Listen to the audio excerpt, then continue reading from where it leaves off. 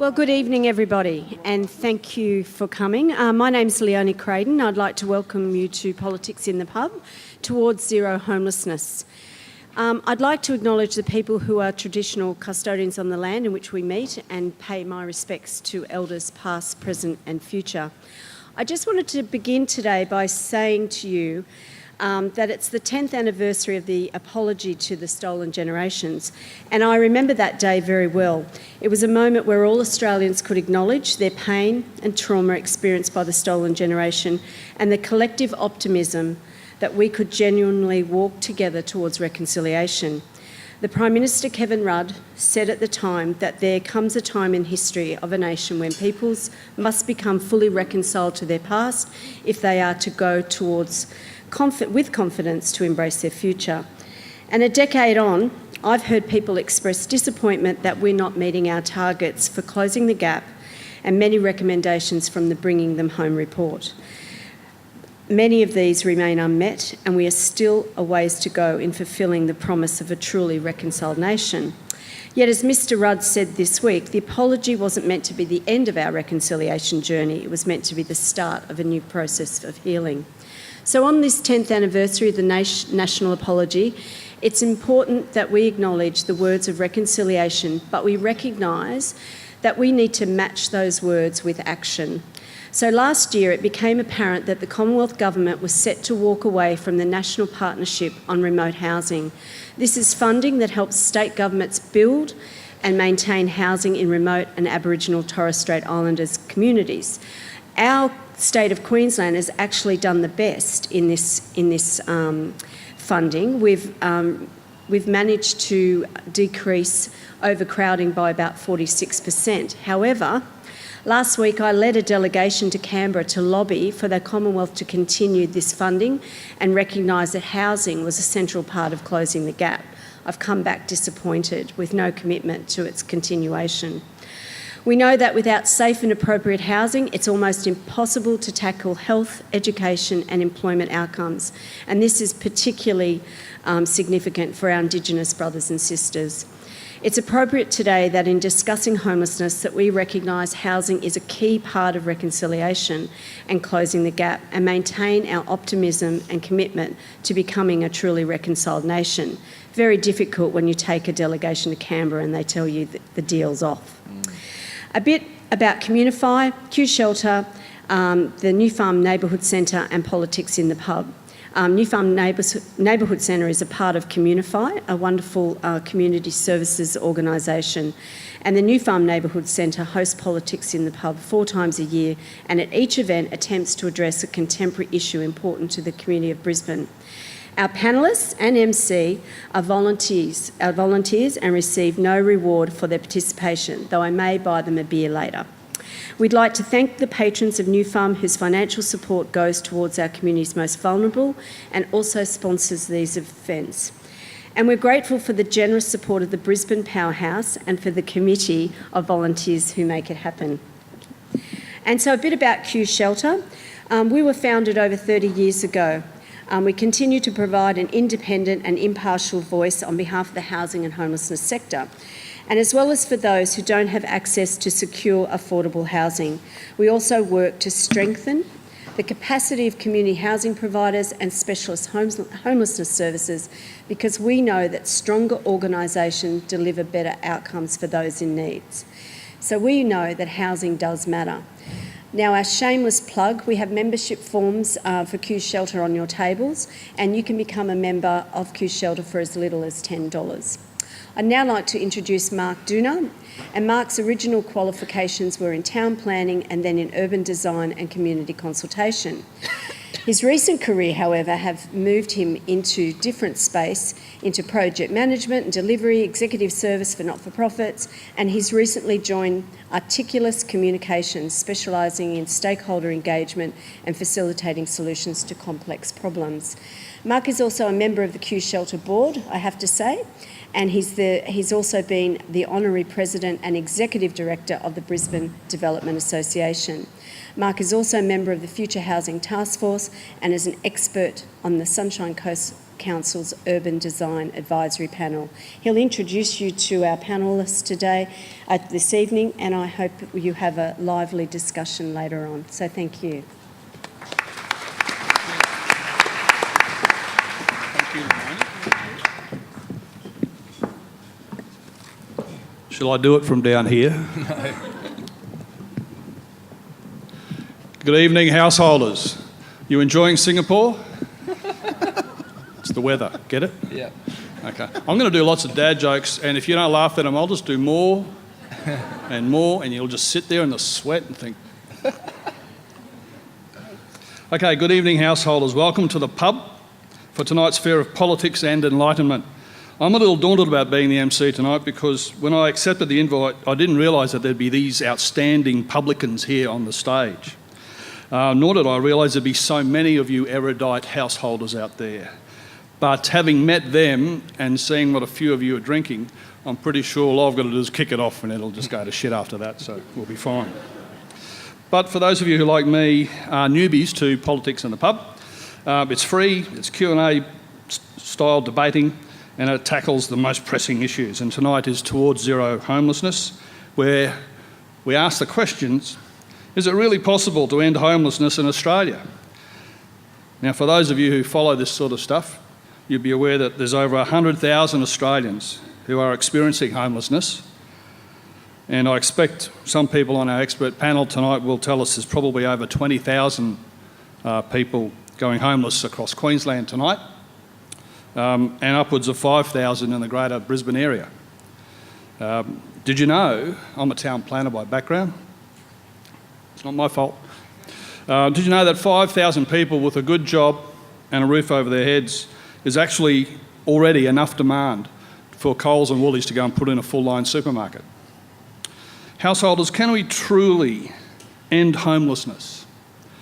Or do we need to accept it as just an inevitable part of Australian life? One of my benchmarks for what normal is in Australia is to see if the internet is carrying jokes about the issue. After all, we all love a laugh, we love a joke, and we're pretty renowned for our often dry and perhaps black sense of humour. So I got out the laptop and I Googled, 3 homeless men went into a bar, ... search. Nothing. No jokes. Okay. 2 homeless people went into a bar, ... Nothing. No jokes. So then I typed, a homeless person walks into a bar, search. I got nothing. So then I searched on homeless jokes. And the only thing I got was, of direct relevance, was a story about a really clever Tom Gleeson joke, the comedian, that kind of backfired on him a bit. He interviewed a bloke who had the lived experience of homelessness, and this is all on film, on telly, etc. And he suggested that the defensive architecture of our CBDs ought to be designed to be attacking architecture so it could attack the homelessness at night. So what I learned out of that is Tom Gleeson can tell a joke that has really backfired badly. But I've also learnt that homelessness is not normal in Australia. Otherwise we'd be telling jokes about it. In fact, on that basis alone, I put it to you that homelessness is un-Australian. Thunderous applause, thank you. So, the rest of tonight should be pretty easy now that I've established that beachhead, and we can all run to it Gallipoli style, perhaps. maybe cross-country Winter Olympics style. We can run to that and enter the slaughter of uninformed opinions and spilt beer. So for those of you who are using social media, our hashtag is #PIP New Farm, one word. I'll repeat that, #PIP New Farm. We're also recording the audio of the evening, which will be available as a podcast. So check in with the Communify Facebook page or the Communify web page for details in a week or so. We'll also be streaming the debate on Facebook live, so message your friends now who can't be here tonight. They're probably sitting in aircon somewhere. And send them to the Communify Facebook page. We'll start the evening with a discussion amongst the panel here, followed by a question and answer session. So I'd like you to save your questions until the Q&A starts, which won't be too long. After the panel debate, we'll have two people roving around with microphones. So let me introduce you, householders, to these wonderful publicans who are at your disposal tonight. I'll start on my far left, which is your far right. First person to welcome is Samantha Bond, who is from Murri Watch.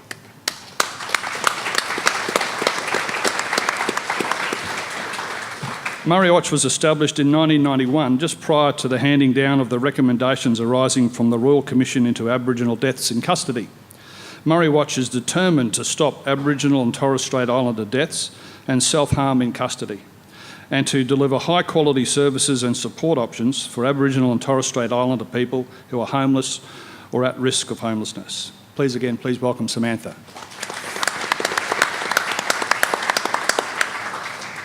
Next to Samantha is Councillor Jonathon Sri, or Jono, everyone calls you Jono now, or Jono, who's the Councillor for the Gabba ward. I expect a lot of people will know him, and I don't need to go through much of his CV, and you won't mind that at all, will you, Jono? Thank you. Thank you. Please welcome Jono. And sitting with Jono is Adrian Pisarski, who's the Executive Director of National Shelter. National Shelter is a non-government peak organisation that aims to improve housing access, affordability, appropriateness, safety and security for people on low incomes. Adrian has a 35-year history in the community sector, including roles with housing, homelessness, welfare and youth peak bodies in Tasmania, Victoria, New South Wales, Queensland and nationally. Please welcome Adrian. And next to Adrian is Ian Ugarte from his own self-titled organisation, Small is the New Big.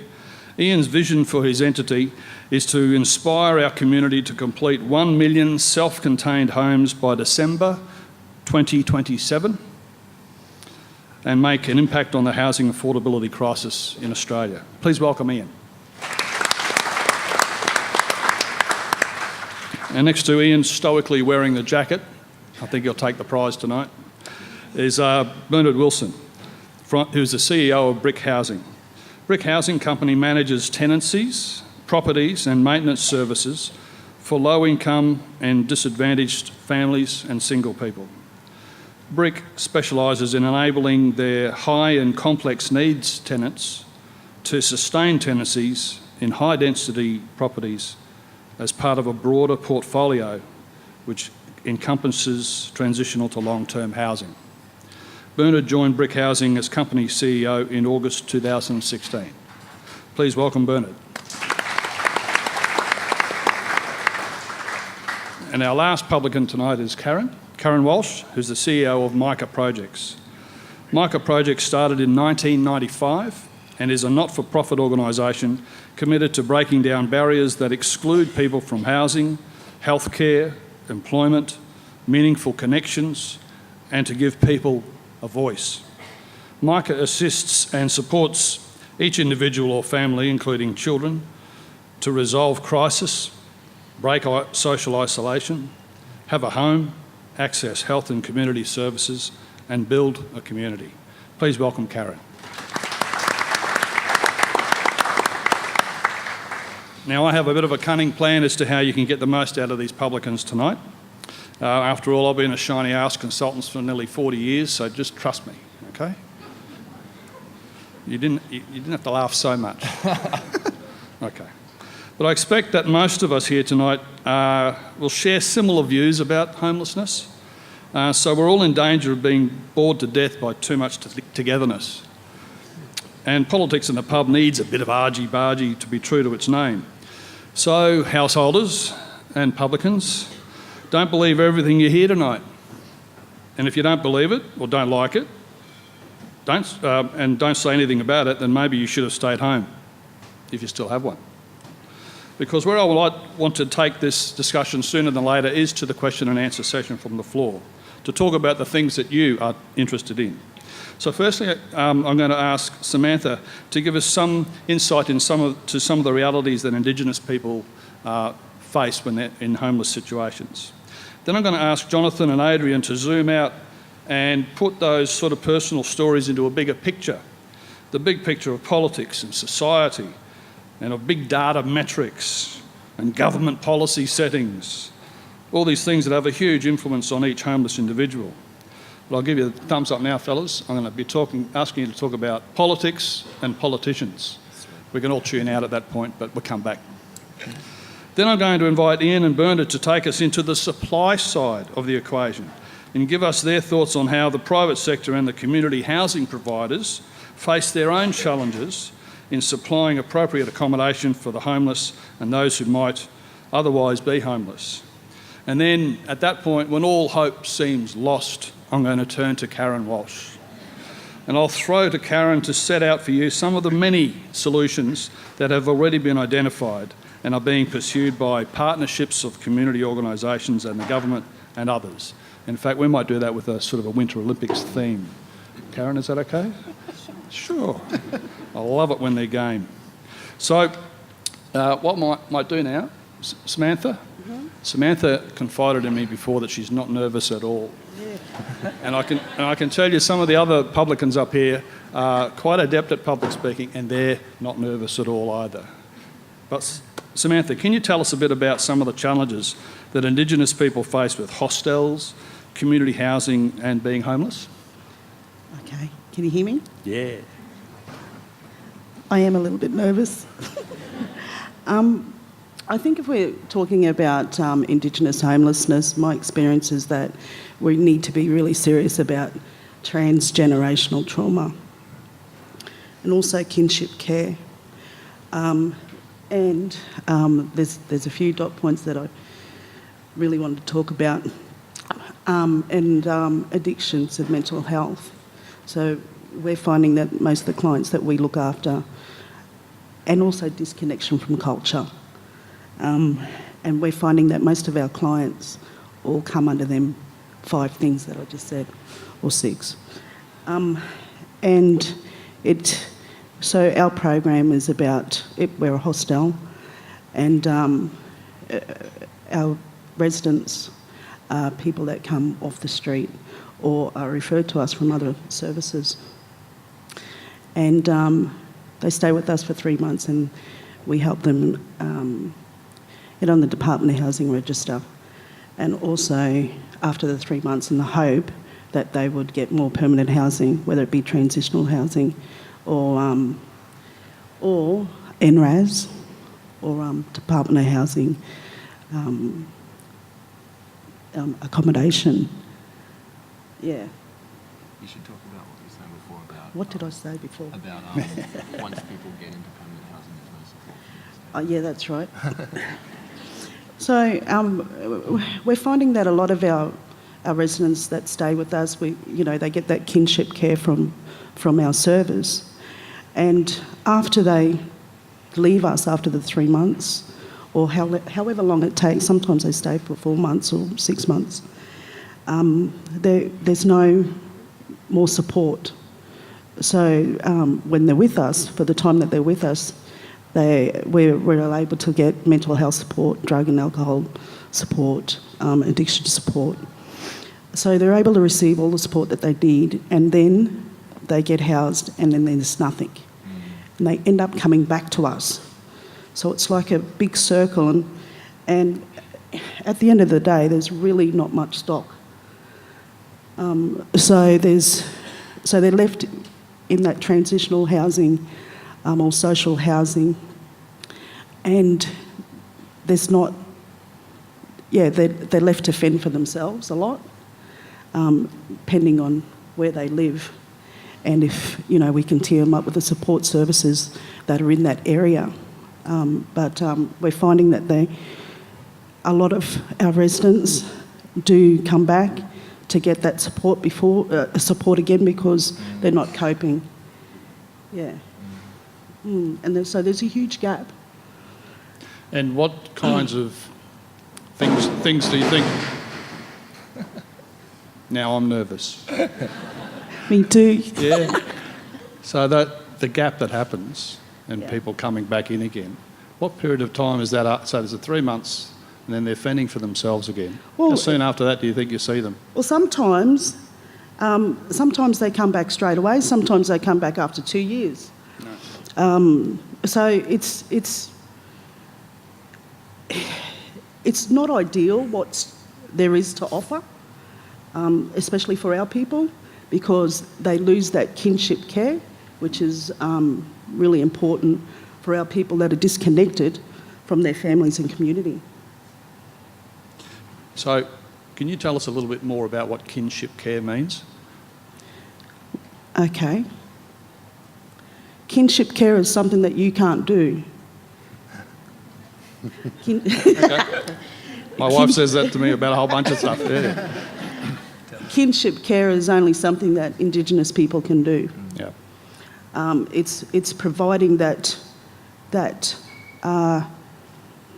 understanding of Indigenous people. It's understanding transgenerational trauma, and it's because I can do that because I'm an Indigenous person. It's providing a family support while people are away from family or community. Yeah. And it's important for our people, for Indigenous people. So do you not have enough Indigenous people around to offer the amount of kinship care that is needed for people? Or have I got that wrong? There's enough people, but are there enough jobs around so that we can do that? Yeah. We've got 2 caseworkers per 20 people. That's not enough. What should the ratio be? More than that. I'm sure there's someone out there with a lot of money, so have a pitch, you know. But can they provide that kinship care? No. No. How many do you think you need? You said 2 for 20 then. How many would you like? I would like at least 3 All right. per 5 people. Okay. 3 caseworkers per 5 people would be awesome. In my world, but yeah. All right. We might keep You don't that in get mind. that kind of funding. Please thank Samantha. So now I'd like to hear from both Jono and Adrian. I'll talk to you both at the same time if you don't mind. So, Jono, we know you've got some pretty strong views on things that ought to change so that we can deal with homelessness as a society. And maybe in the Q&A we might run a few of those up the flagpole. But right now what I'd like you to do is quickly outline what the biggest frustration that you have as a politician with the way politics gets in the way of homelessness solutions. So just hold that thought for a second. While he's thinking about that, Adrian, I'd like you, and I also know you have some very strong views on the status of homelessness in Australia and also what's needed to eliminate homelessness altogether. And I expect you'll have some very interesting things to also say in Q&A. But for the moment, what I'd like you to quickly outline with Jonathon is what your biggest frustration is with you having to deal with politicians who don't deliver on solutions. So, Jono, what do you think? Geez, good question. Thank you for having me. I think we can't start to talk seriously about the housing affordability crisis unless we talk with a straight face about smashing neoliberal capitalism. I don't say that to be sensational, but the treatment of housing as a commodity is kind of the fundamental driver behind housing affordability. And what we see, I think, in the political sector is still this unwillingness to tackle that, or a tacit acceptance of the idea that housing should be a source of profit or a pathway to make money. So from both sides of politics, you see this unwillingness to challenge that fundamental assumption. And I think until we break beyond that, until we recognise that housing should be treated first and foremost as a human right and a basic need rather than a source of speculative profit, we're not going to be able to have those more nuanced conversations about what the best possible models are and what mix of community housing versus public housing. I think across the board, probably most of us here would agree that we need more funding for the community housing sector, a significant increase in public housing stock and community housing stock, and stronger renters' rights. But I think the barrier we see from the political class is an unwillingness to make the big end of town pay for it, fundamentally. We need to be taxing the crap out of developers, we need to be taxing the crap out of big banks and big corporations, and then funneling that money into community services and affordable housing. And unfortunately, we're not doing that at the moment.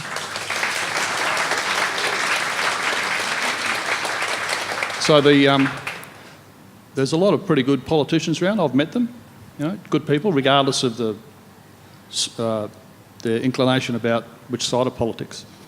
But I'm curious to hear what your particular insight is into whether or not they actually get anything that you said then, and whether they might hold some of those ideas privately but be too friggin' scared to go public with it. Well, how's your feeling about the politicians that we have and whether they personally could go that sort of journey? Yeah, it's really hard to read. I think people keep their cards very close to the chest.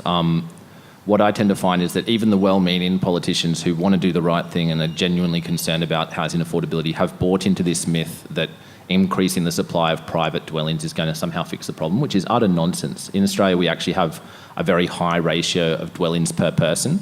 So simply building more private apartments isn't going to address the affordability crisis. But the property industry speaks with such a loud voice and gets in the ears of politicians and keeps ramming that message home that if you want to solve homelessness, if you want to address housing affordability, build more apartments. And politicians who don't have a lot of time in their day to critically examine those ideas, they just swallow it blindly. And part of the problem there is that the property industry is speaking with a much louder voice than the housing support sector. And I was struck by the fact that I think it was last year or the year before, the state government announced with big fanfare, our new housing strategy, we're going to build 5,000 public homes over the next 10 years across the entire state. And then when you start unpacking those numbers, you're like, so Brisbane's going to get, 50 homes a year? It's like a very small and a very weak commitment. But unfortunately, what we saw from the housing sector is, in many respects, an unwillingness to criticise because everyone's dependent on government funding. So the people in the know and some of the people who work for these community organisations aren't willing to publicly question those very low targets and say 5,000 homes over 10 years is an absolute joke. We should be talking about hundreds of thousands of homes every year. And so the parameters of debate really, really need to shift, and it's going to take a much more assertive and bolshy non-profit housing sector in order to articulate that, because no one else is going to speak up. Mm-hmm. Thanks for that. So, Adrian, there's a few things you might want to respond to there. As an assertive and fairly bolshy not-for-profit housing advocate... One of the few, yeah. I think you'll find that we're on record saying exactly that about the Queensland housing strategy in the Hansard only 2 weeks ago to a Senate Economics Committee. No. But the most frustrating thing I think I've dealt with over the last 15 years, and there's a frustration in here but a good story as well, is on tax reform in housing. It's not that we actually have to tax the crap out of developers and rich people, we actually have to stop giving them money. Yeah. It's not starting to tax them, it's stopping giving them money. Because currently our tax system, through capital gains tax exemptions in the main part and negative gearing along the way, provides something like $14.7 billion every single year into the hands of investors that doesn't go somewhere else. So the point I'd make is that we have to stop giving them money. We've been making that argument from a national shelter perspective for at least 15 years now. I made that argument to Tanya Plibersek, Wayne Swan, Kevin Rudd, any number of housing ministers who followed Tanya Plibersek, and they all basically gave me the same story. Look, there's too many people doing it. We don't think we can win that argument, you know. And the reality was there were too many politicians doing it. But this has now changed. So over 15 years of hammering our head and the Grattan Institute and ACOS and various other people hammering their head against that brick wall has now started to crumble. The Labor Party has changed policy in terms of both negative gearing and capital gains tax. And if the Labor Party can do that, what it means isn't that they've suddenly had a great change of heart and they are now true believers and they've come over to my way of thinking. What it means is that it's a big bloody problem for them electorally, and there are now votes in doing something about it. So what we're seeing in Australia along the way is actually a lot of young people getting very pissed off about the fact that my generation and your generation, Mark, have essentially robbed future generations of their housing prospects and are now getting really pissed off about it. And I'll give you another, just a little, another example of this. We were in with a Liberal senator, I think it was Senator Edwards from South Australia, We were in his room, we were arguing with him and a bunch of others about this same issue about tax reform on housing, and they said, no, can't do that. No, it's wrong, you know. Look at what the Property Council says. Look at what Housing Industry Association says. It's wrong, you know, you're wrong. After the meeting, outside in the room, he sidles up to us and he says, you know, actually we know you're right, but we just don't think there's enough votes in it. So when the people out there change their intention to vote against these sorts of things and support policies like Labor's put up, that's when politicians will come around and change. It's not and then we can stop shoveling money into developers' pockets and into investors' pockets, and there will be lots of people in this room who take advantage of these things right now, and that's not necessarily a bad thing, it's not illegal, but we have to stop doing that so that we've actually got the money to spend on affordable housing and social housing, as you were saying, Jonathan.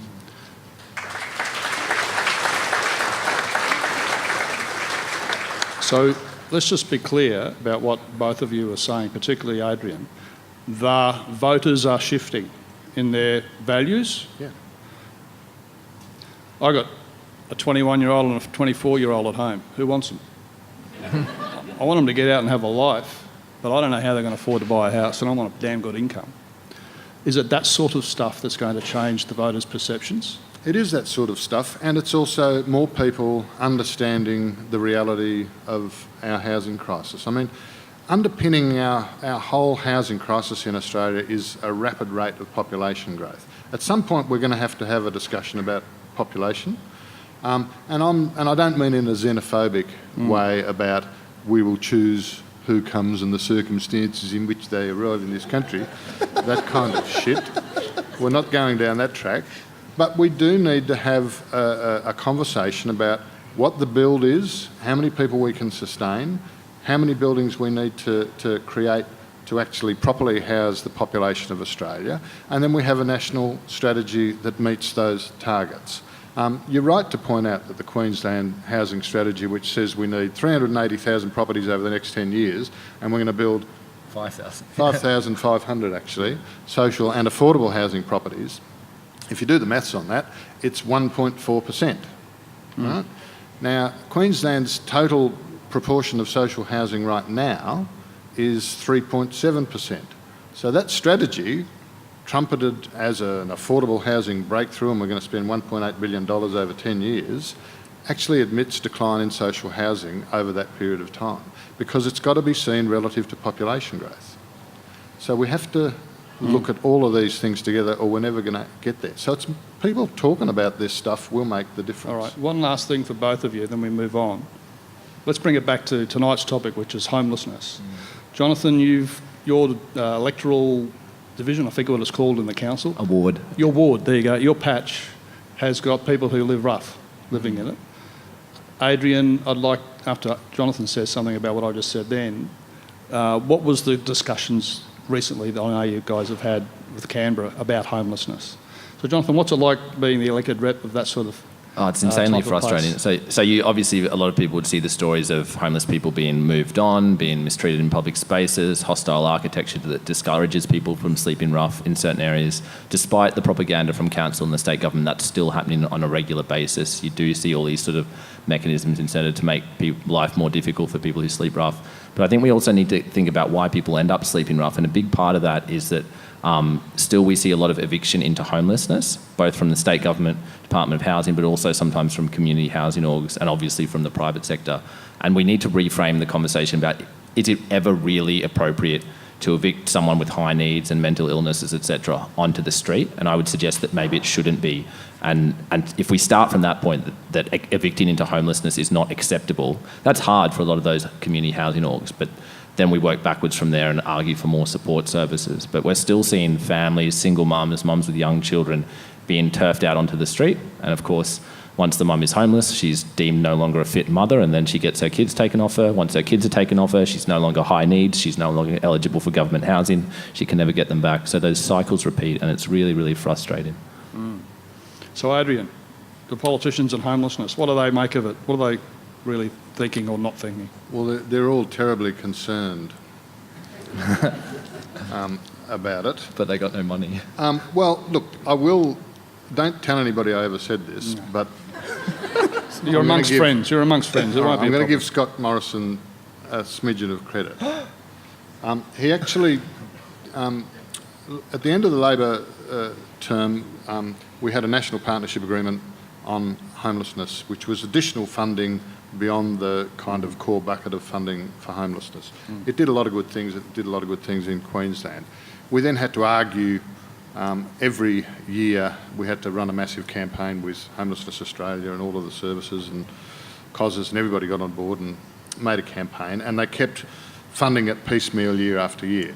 But last year, the federal government did actually put in place permanent funding for that program. So it's not going to solve the problem, but it is something that they have done, and you have to give them credit for when they do the right thing, otherwise they'll never do it. So we will give Morrison and the government credit for putting money into homelessness, but it's now in a piece of legislation called the National Housing and Homelessness Agreement. It throws all of the payments into one bucket of money, and that overall bucket of money is completely insufficient to do the job.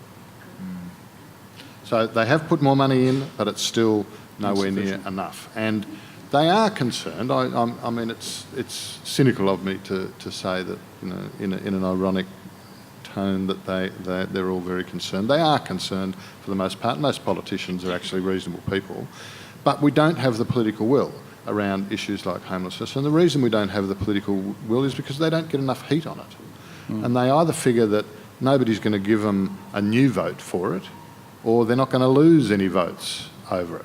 So until politicians get to the point where they figure they're going to win or lose a vote over any given issue, they don't move. And that's our responsibility collectively to do that. They are political animals, they're in there for that game, and they will behave in that way. We have to understand that and make sure that we tell them loud enough and hard enough so that they change. Thanks, Adrian, and thanks, Jono. Ian, you've got a different take on the elephant, holding a different part of the elephant, about people who have money for accommodation, but there's not enough accommodation for them. Can you give us a bit of an overview, a brief one, about your take on rooming houses, boarding houses, lodging houses and communal residence? Sure. So let me start firstly by saying that I am a developer, and I also educate people in properties, so people call me a property spruiker. So I've chosen two professions that probably put me pretty down low on the trust scale. I could become a real estate agent and drop it a bit further. But let me start with, I totally agree with you and I totally disagree with you.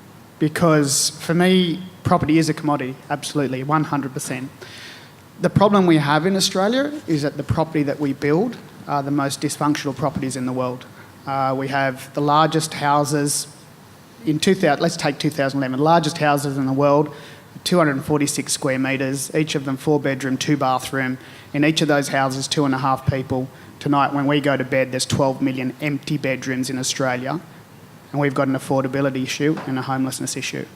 And to take Scott Morrison, who took a trip over the UK, who was given a hard time about it, but the reason he went over there was because they developed in the UK, across the whole of the UK, a concept called the house in multiple occupation. And that is converting an existing property with empty bedrooms so that it allows people that are in points of risk to be able to share and move in with each other. And ultimately, guess what? The landlord was making money. So I actually run a profitable business that specialises in creating and converting the existing housing stock that we have to either share or self-contained rooms. And as a ratio, I get a better return as an investor, and I do make money out of that. I don't negative gear.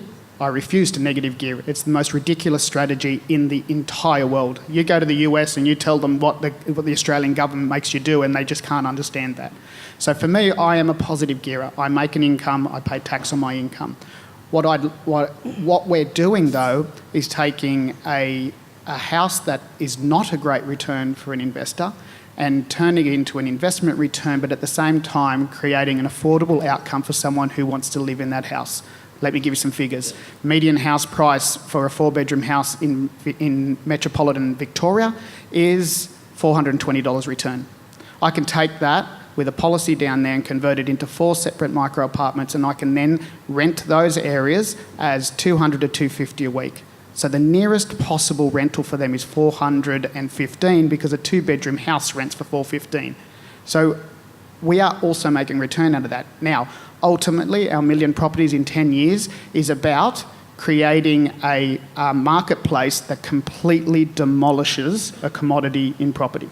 So if I can teach other people to do exactly the same as what I'm doing, in 10 years' time, there'll be so much of the correct stock that we need in this marketplace that no one will invest in property because there'll be no returns for it.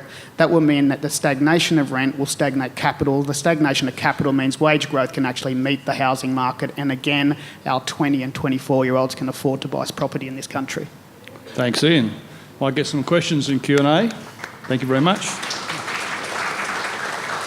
So, Bernard, Brick Housing is one of the hundreds of hard-working community housing providers right across the country. Really quickly, what's going on out there? Do we not have enough accommodation? Do we just have too many homeless people and therefore we can't meet the demand? Do we have the wrong type of accommodation, or is it in the wrong places? Is there a short, pithy answer to those sort of questions? Well, that's a good set of questions that points to the fact that the problem is complicated. It's necessarily complicated, not to be stepped away from. And what we see is we have a demonstrable and growing need that isn't being met. And why isn't it being met? And I think that the economy of the provision of housing has an enormous force in that the market is not properly incentivised to provide for lower income individuals and households. So within the vexing social problem, we have a rather simple and able to be understood economic problem. The market is not being adequately incentivised. We heard that in fact the property system in Australia, and everybody talks property in Australia, is really motivated by capital appreciation. That's without the speculation of appreciation, negative gearing would make no sense at all. But that's what it is about, property speculation. What I would like to then emphasise is the need for within Queensland, and I say that with these difficult challenges, there is some good news in that the conversation nationally is constructive around housing. I think that's a good thing. I think that's a relatively recent thing. It's driven by urgency, sadly, but it is on the national agenda. And for Queensland, I particularly want to carry the message, and with state government, to get on board with community housing. I think that within Queensland, community housing, the power of community across all the services that community may provide, but certainly in this case including housing, needs to be ignited. And I think at the moment, and for some years even, community housing has been a poor cousin, somewhat in the doldrums within Queensland. And I think the way forward there is to have a contractual relationship with government and the marketplace that encourages good ideas. You know, I'm really keen on Ian's idea of smaller dwellings that provide people their personal space. I think that's a great and strong concept to bring to the housing paradigm. But what we're saying with government is that government's been within Queensland have been trying to go it alone too long. And I think that there's a lot of community organisations out there, bric but many others, that are ready, motivated. We are from a non-dividend structure, so we are there for the reinvestment of any surplus, any good that we can do goes back into the services we provide, and the bricks and mortar that make up those people's homes. So I really feel that what we need is a much better and more objective, fair contractual relationship with government that seeks to put community housing back in the driving and innovation seat which it belongs. I'm not suggesting community housing operates without government, but it is a point of not one without the other. And I think if we get the mix of policy settings, if we recognise in the contractual relationship really the fair and true cost of providing suitable housing and sustaining people's tenancies through this period of their lives, then I think that is the equation that we are looking for. Okay. Thanks, Bernard. So Karyn, got your ski boots on? We'll do a slalom. Couldn't ski to save myself. It wasn't too... I mean, I did try and do some homework for tonight because I know I'm way out of my depth, as you probably have realised. But Karyn, it was really easy for me to find out that there are an enormous number of organisations, agreements and all sorts of funding programs and things with wonderfully large names like the National Affordable Housing Agreement, the National Partnership Agreement on Homelessness, the Household Organisational Management Expenses Advice Program. It can go on and on and on. It's really it's really easy to find these things on the internet and delve into them and see who's funding who and whatever else. But I look at that as a sort of an interested outsider and I think, well, if all those things are there and we're still losing, what would the winning solution be? What would be the gold medal program, initiative that you'd choose that we should all get behind? There isn't a gold medal program, that's the issue.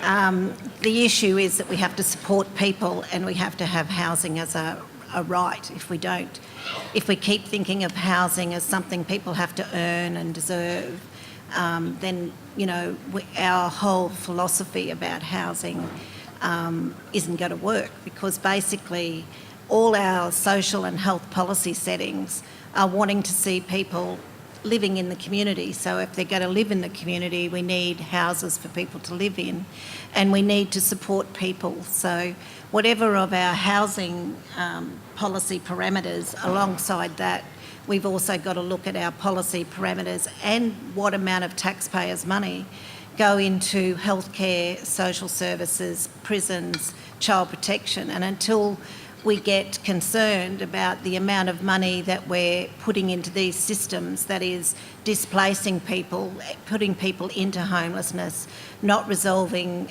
the issues in their lives, judging them for the issues in their lives as if it's their own fault. The lifters and leaners, or the tenants that are portrayed as someone who has to be refereed.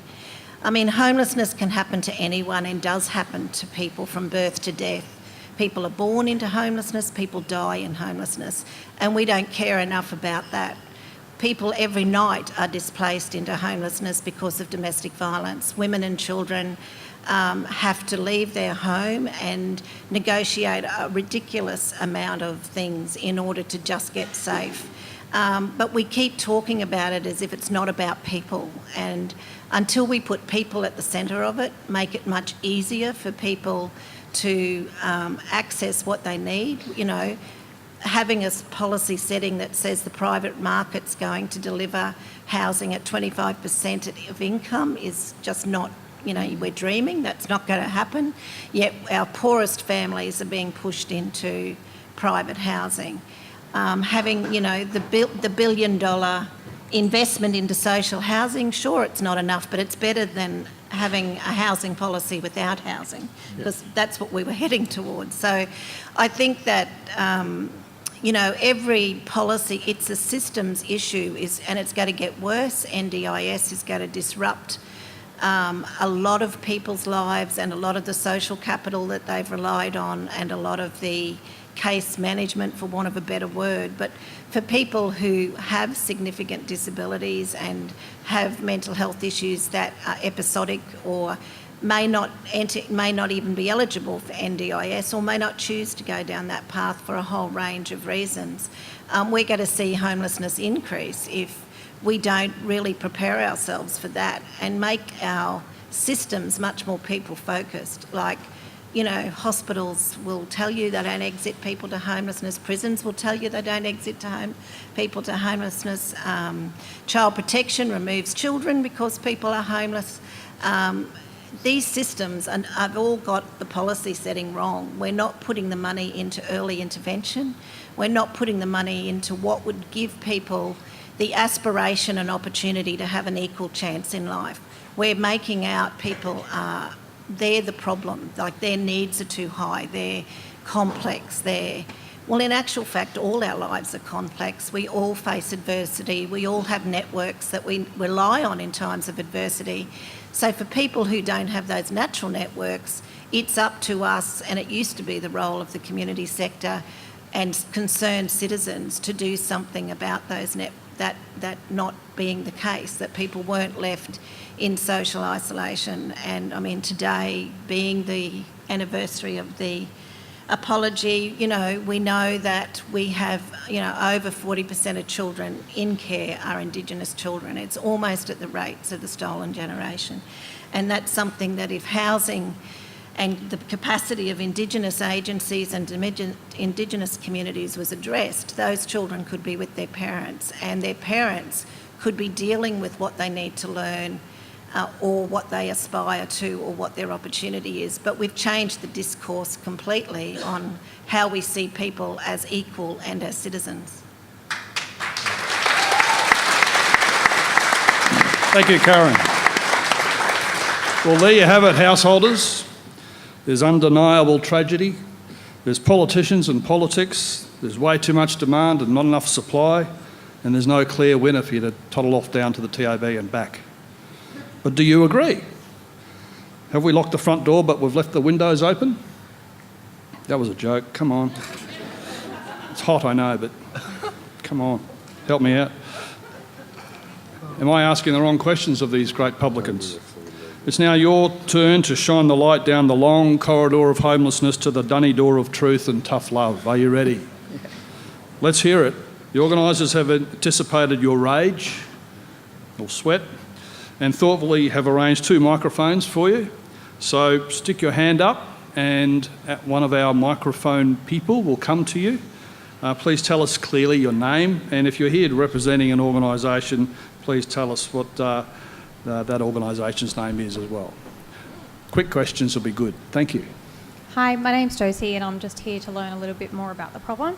And one of the questions that I have, I'm not sure about this answer, so I just wanted to ask.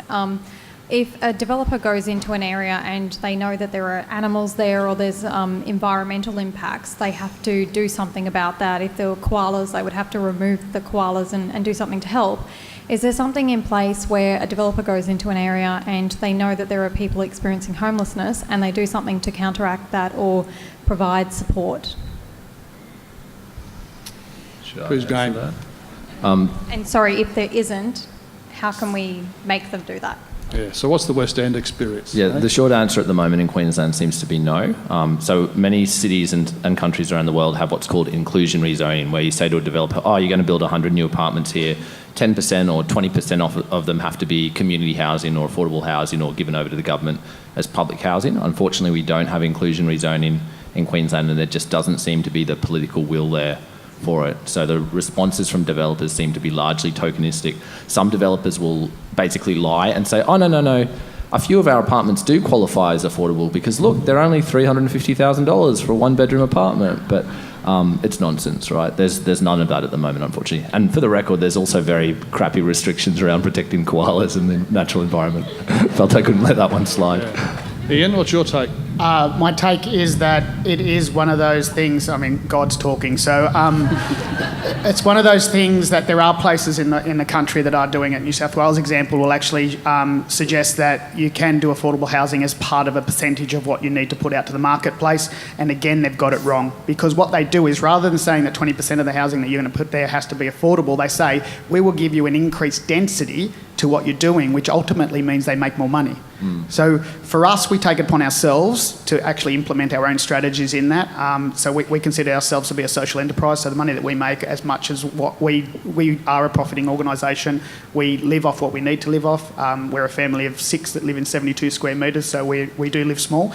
I'll give you one example. We have a set of villas of 12. 3 of those villas are over 65-year-olds that have lifelong tenure at $60 a week for the rest of their life until they need to enter a nursing home or they'll pass away. The other 9, the income that comes from that is what runs us at neutral. So we make a profit off that at market rates and convert that to the 3 over there. We are gaining the wealth of capital that happens over the marketplace, but ultimately every developer should get to that point where they can actually balance what they're doing and do it right for themselves. Thank you. Now, there was a question here, I think. Hi Off there. the back. Away we go. Cool. Daniel's the name. One of the reasons for homelessness is people often can't afford the rent. So we've got this idea of rental stress, which is set at 30% of people's gross income, not counting the CRA. Now, the recent report into government services, looking at, I think who's the guy from the community sector?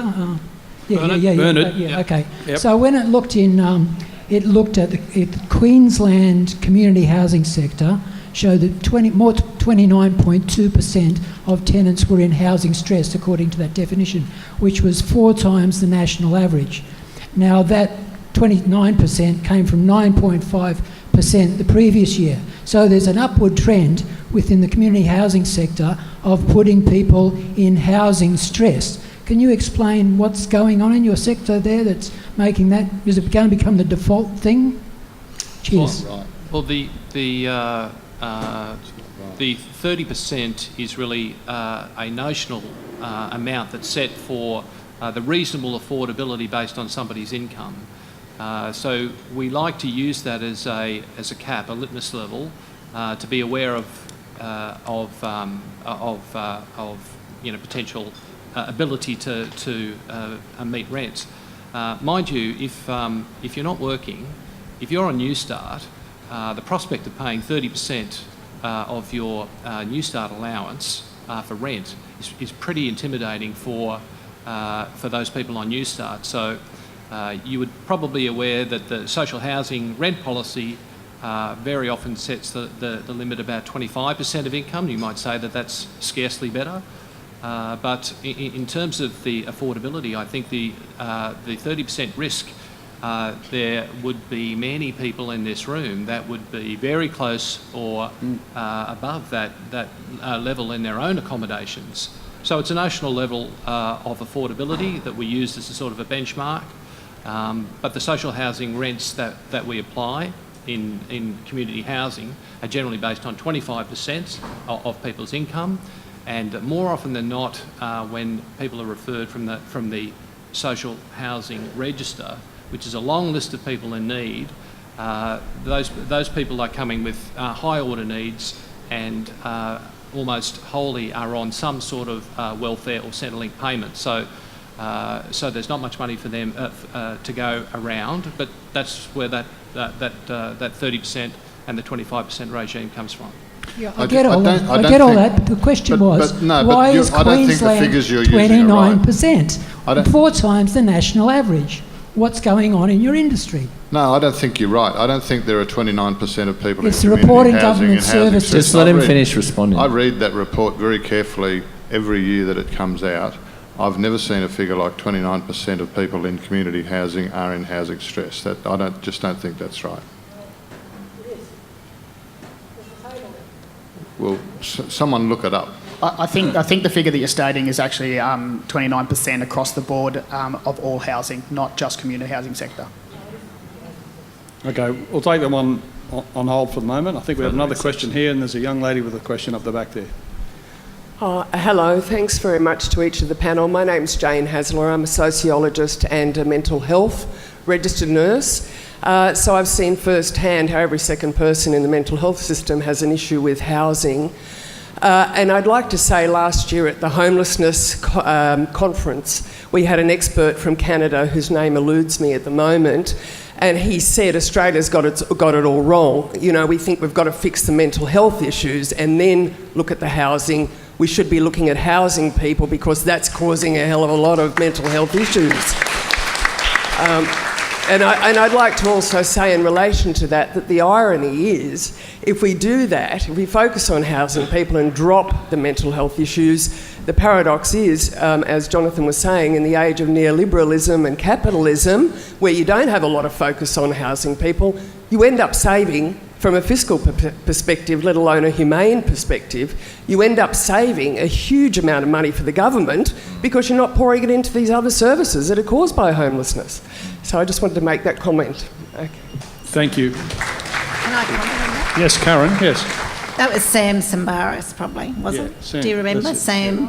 I don't think it was that name, no. It was a different one. But Well, that Sam name- has done internationally in Canada, England and America, particularly around mental health. What he did was bring two systems together.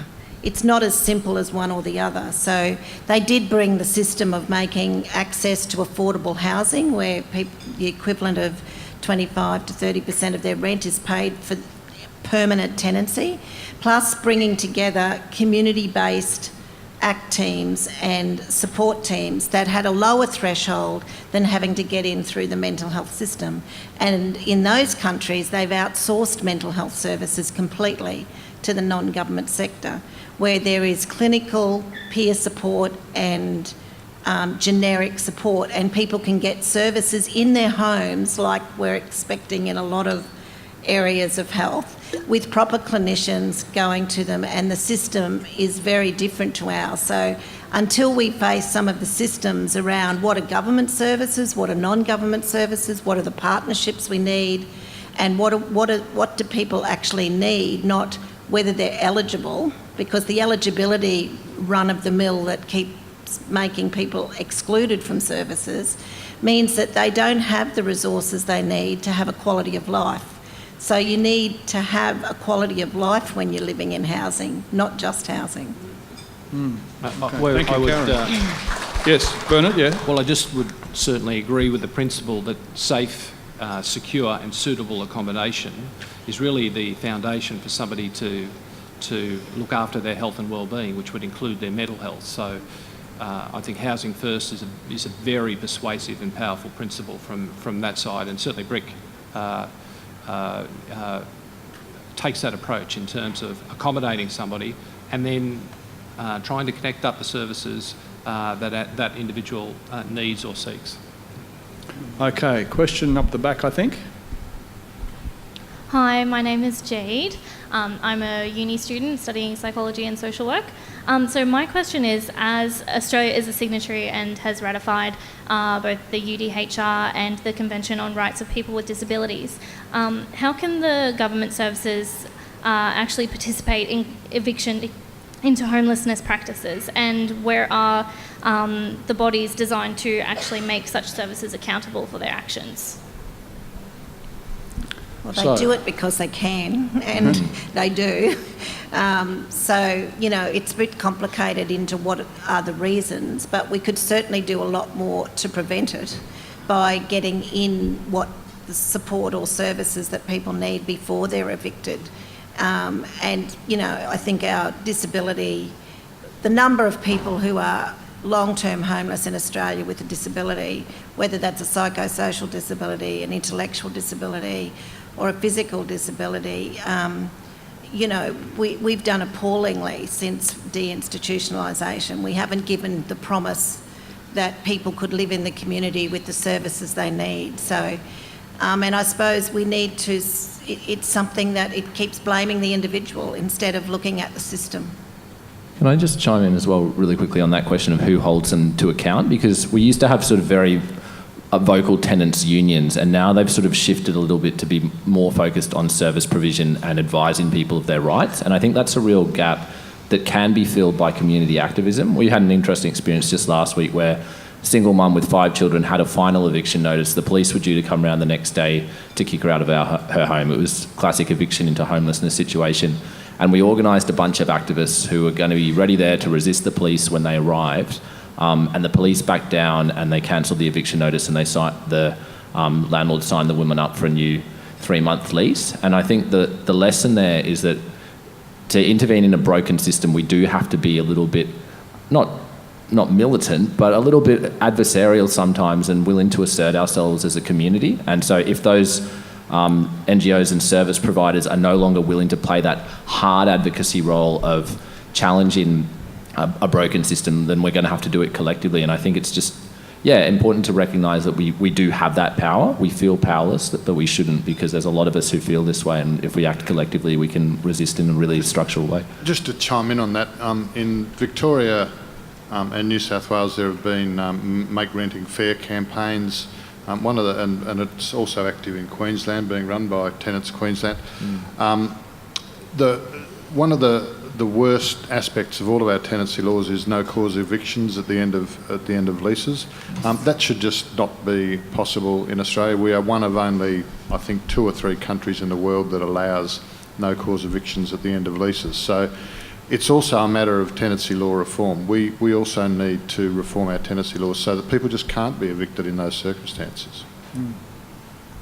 Did you get the answer you wanted? It was a very chewy question and you got a chewy response. Oh, it's very challenging. Keep going. You'll be right. Another question. Who's next? Hello, I'm Rodney Joycey, former rough sleeper. Currently I'm the chair of a tenant advisory group for a community service provider. My question, and I think Jono kind of hit the nail on the head about that before, how do we combat the not in my backyard factor?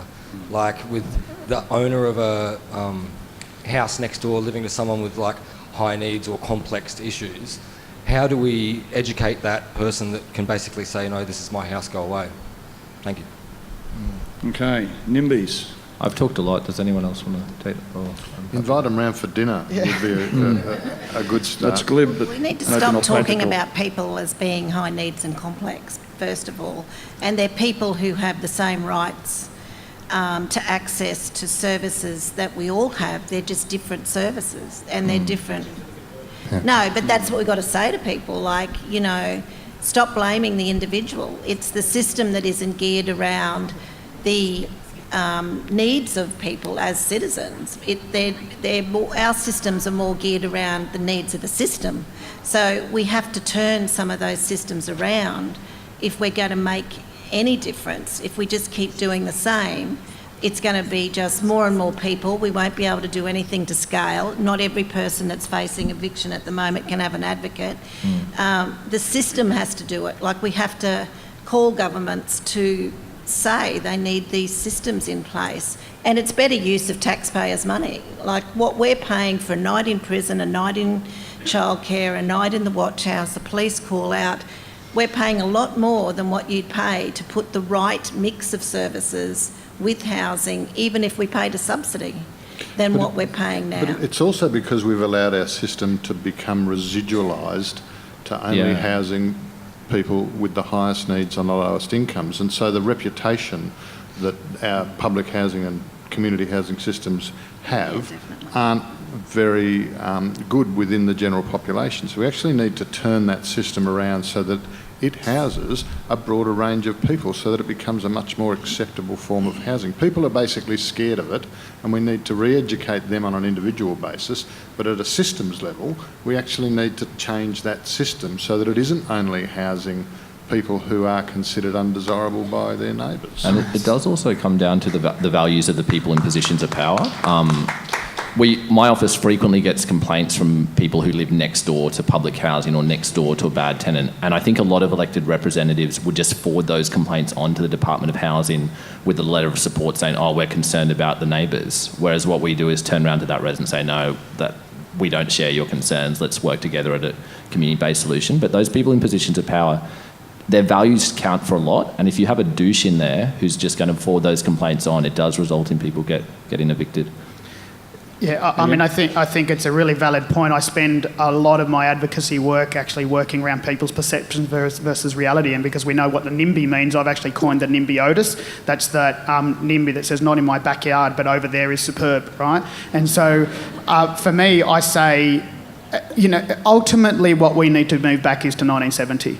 Where we have a mix of demographic, we have a mix of different age groups, we have a mix of different styles of people, a mix of different earning capacities, a mix of different children, everything that's required for what I grew up in and most of the people in this room grew up in, where you could actually know your neighbours and you knew what happened out in the street, and you got on with it. And if you didn't get on with the neighbour across the road, if he fell over and tripped over and hurt himself, you would get him into the car and you'd take him to the hospital.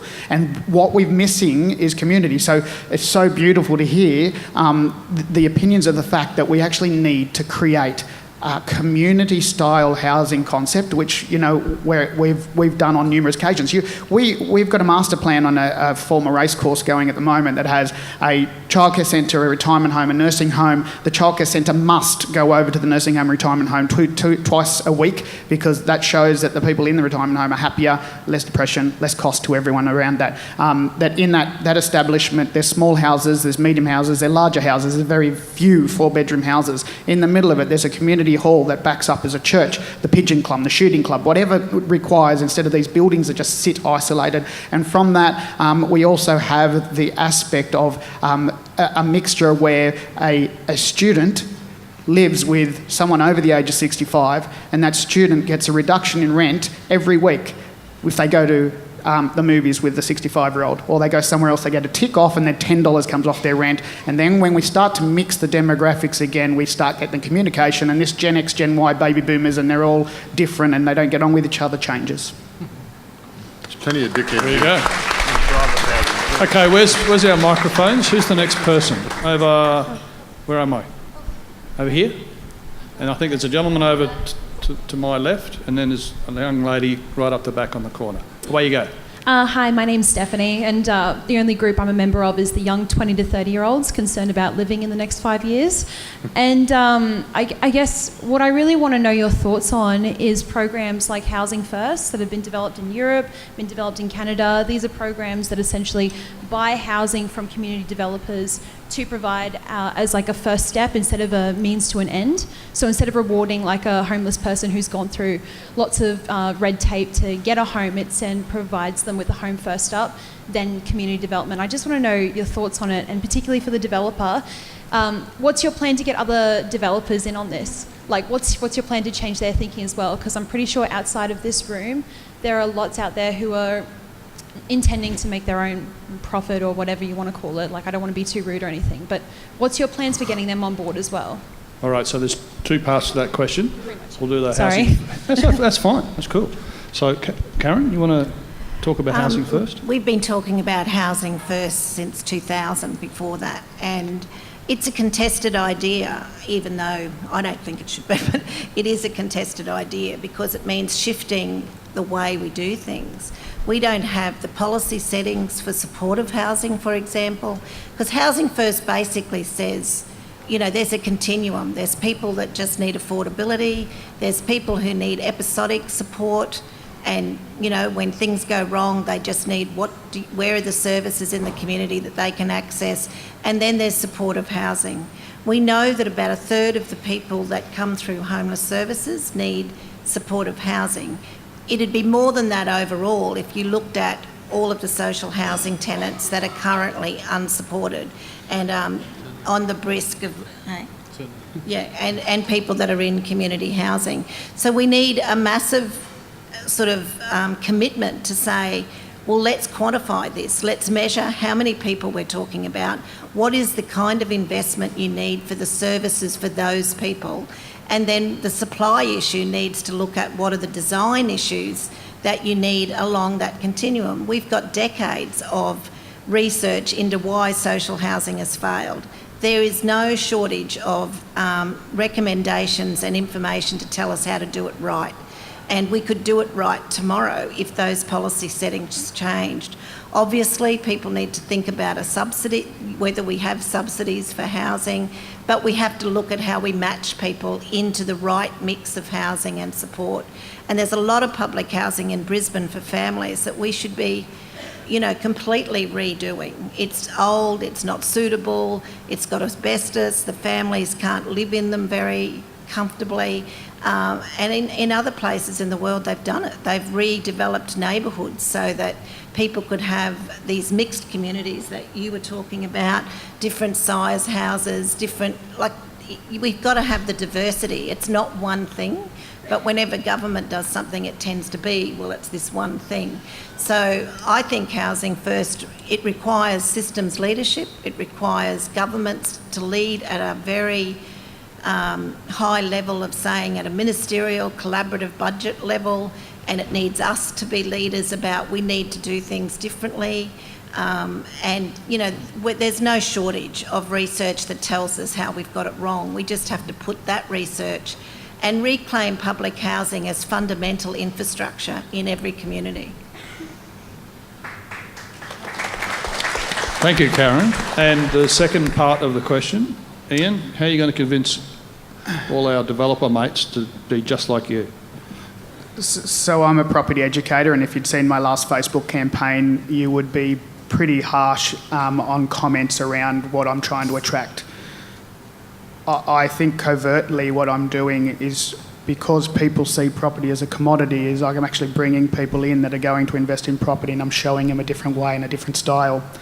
So just quickly on myself, 5 years ago, having chased money for 39 years of my life, as a developer, I woke up one morning really hollow and really sad about my situation because I thought money was going to make me happy. And so ultimately I had to change the way I think and the way that I did property on a daily basis. And so our motto in our company now is it needs to make sense before it makes dollars, so it has to affect the community in a positive way, and secondly, it needs to make money. It has to do both. I can't do one. I can sit at home and go broke. I don't have to go and do a property deal. And thank you.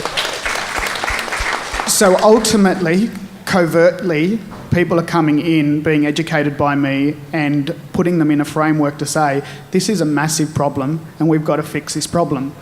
Now, as a consequence of that, of me advertising and spending what I do spend on Facebook, in the last month I've had 5 meetings, and we're at a tipping point where people, the universe, the energy, whatever you want to call it, is coming to a point where people are saying we can't continue down this path. The system's broken.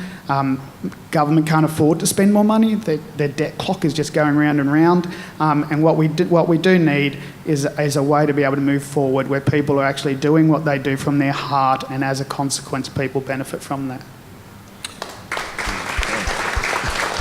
I mean, thank you, Ian. That's very nice, and I'm glad you're doing that.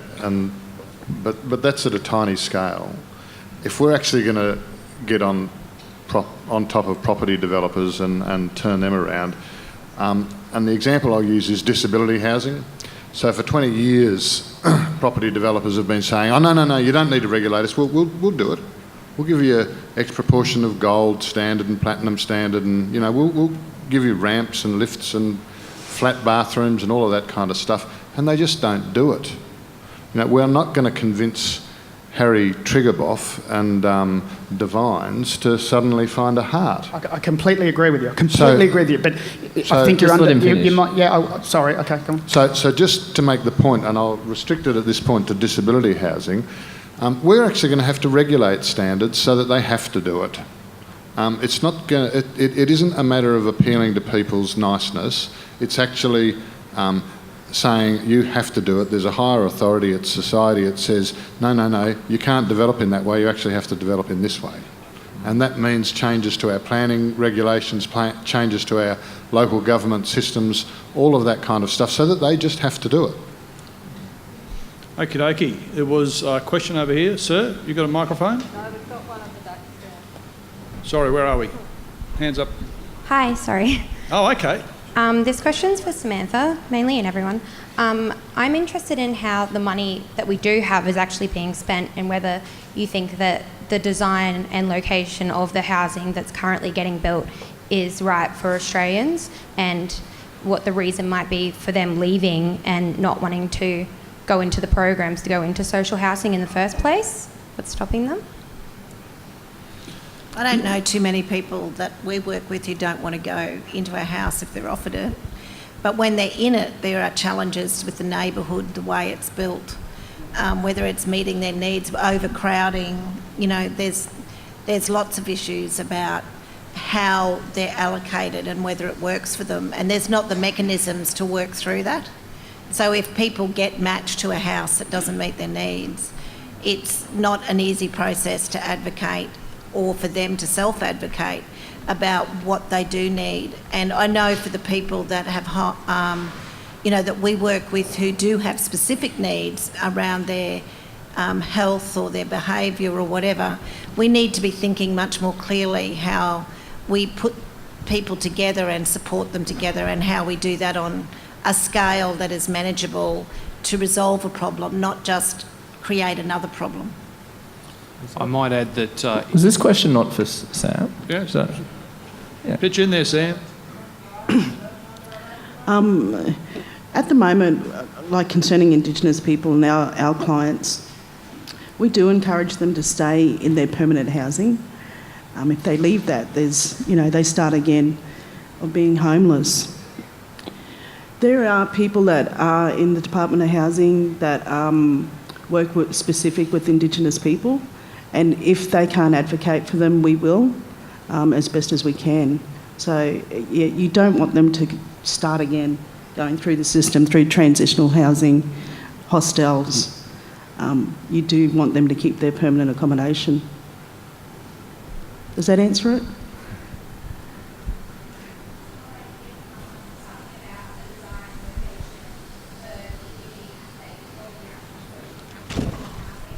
Well, sometimes they can't get what they want, and it's because of the housing stock that is available. They have to, move to that location, and it might be away from what they know and away from their community. And so you do try and help them settle in, and as best as you can, even though it might be away from what they know. So you wouldn't recommend that anybody leave it, that's for sure. We could put solar panels on all public housing. We'll get there. Alrighty, sir, did you still have a question? Oh, wait on. Hang on, mate. We'll get your microphone next. And there's someone here. Hello, my name's Murri. I'm not from any organisation. I was actually homeless last year for 6 months, and I just want to say that there's just so many gaps in every part of it. So I was actually in social housing in an NRAS property. I lost my job after 5 years. The company closed down. It became redundant. I had no income. I got evicted. Caused mental, health problems, depression, anxiety, and there's no one to help you. There's no one to tell you where to go for help. So Centrelink don't help you. I rang my member of parliament. He said, I don't know how to help. There's nothing I can do. Basically that just crushed me, because I just thought, well, if my government can't help me, who can? And you're just left to yourself, because you just lose all faith in anyone wanting to help you, and it's like you've put yourself in that position. I've never been unemployed in my life before then. And just, being in social housing, and I still got evicted. And the only reason that I have somewhere to live now is just by chance that I met someone who decided that they didn't want me to be homeless anymore. And I'm very grateful for that. But it just, at every stop, it stops somewhere. Like I've been with foundations who were in a program to prevent me from becoming homeless, which I still became homeless, because once I was sort of staying with someone for 2 weeks, they take that as you're not homeless anymore, and it's only a temporary thing. But at the end of the day, I just spent 6 months couch surfing until someone treated me like a human being. So I haven't really got a question. I just wanted to say it can happen to anyone, and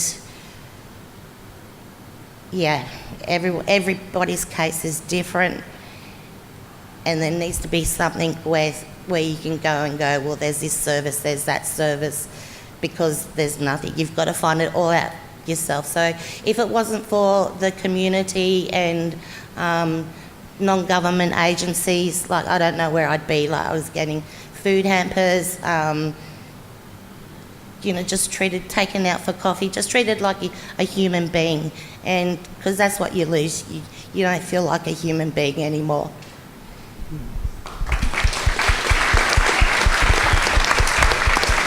Who was the MP? Name and shame. I'm serious. I think we should be naming and shaming MPs who don't do that basic job of connecting people to services. You don't have to name them now, but I want to know. That's messed up. I think you raised a really important point about unemployment and how people know where they can get assistance, and it's the right kind of assistance to see people over a period of time. And in some countries they do have that, and in Australia we don't have a lot of it, where people's whole rent can be paid for a period of time while people are able to be supported into employment again. And that is an area that we really need to do more work on, particularly with the casualisation of the workforce, and not assuming that, that's the bit about when we just label everybody as complex, rather than we really look at the economic and social and personal things that are going on in someone's life. So I think you raise a really good point about that gap when you are in paying rent and face unemployment. What are the strategies to see people through that? So there's a person over here who wants to make a question. Can we get a microphone over? We've just got a few, sorry. Oh, really? Oh. You've got a lady? All right, okay. So good. We've got 3 or 4 questions lined up. Let's go. Yep, so my name's Megan, I'm from Footprints, and Samantha, this question's for you. Sorry, I'm here. I can sort of see you gazing. I just wanted to know what's the plan to address the transgenerational trauma so that it is not affecting Indigenous people in an ongoing manner for generations to come, which then has ongoing effects for housing and how we support our Indigenous people to move through that trauma effectively so that it's not ongoing? To be honest, there is no plan. But there are people that do understand that transgenerational trauma, and it's people that know about it and understand the history of Indigenous people in Australia. So, yeah, there would be good. It would be good if there was a plan to overcome transgenerational trauma, but I don't know if you can.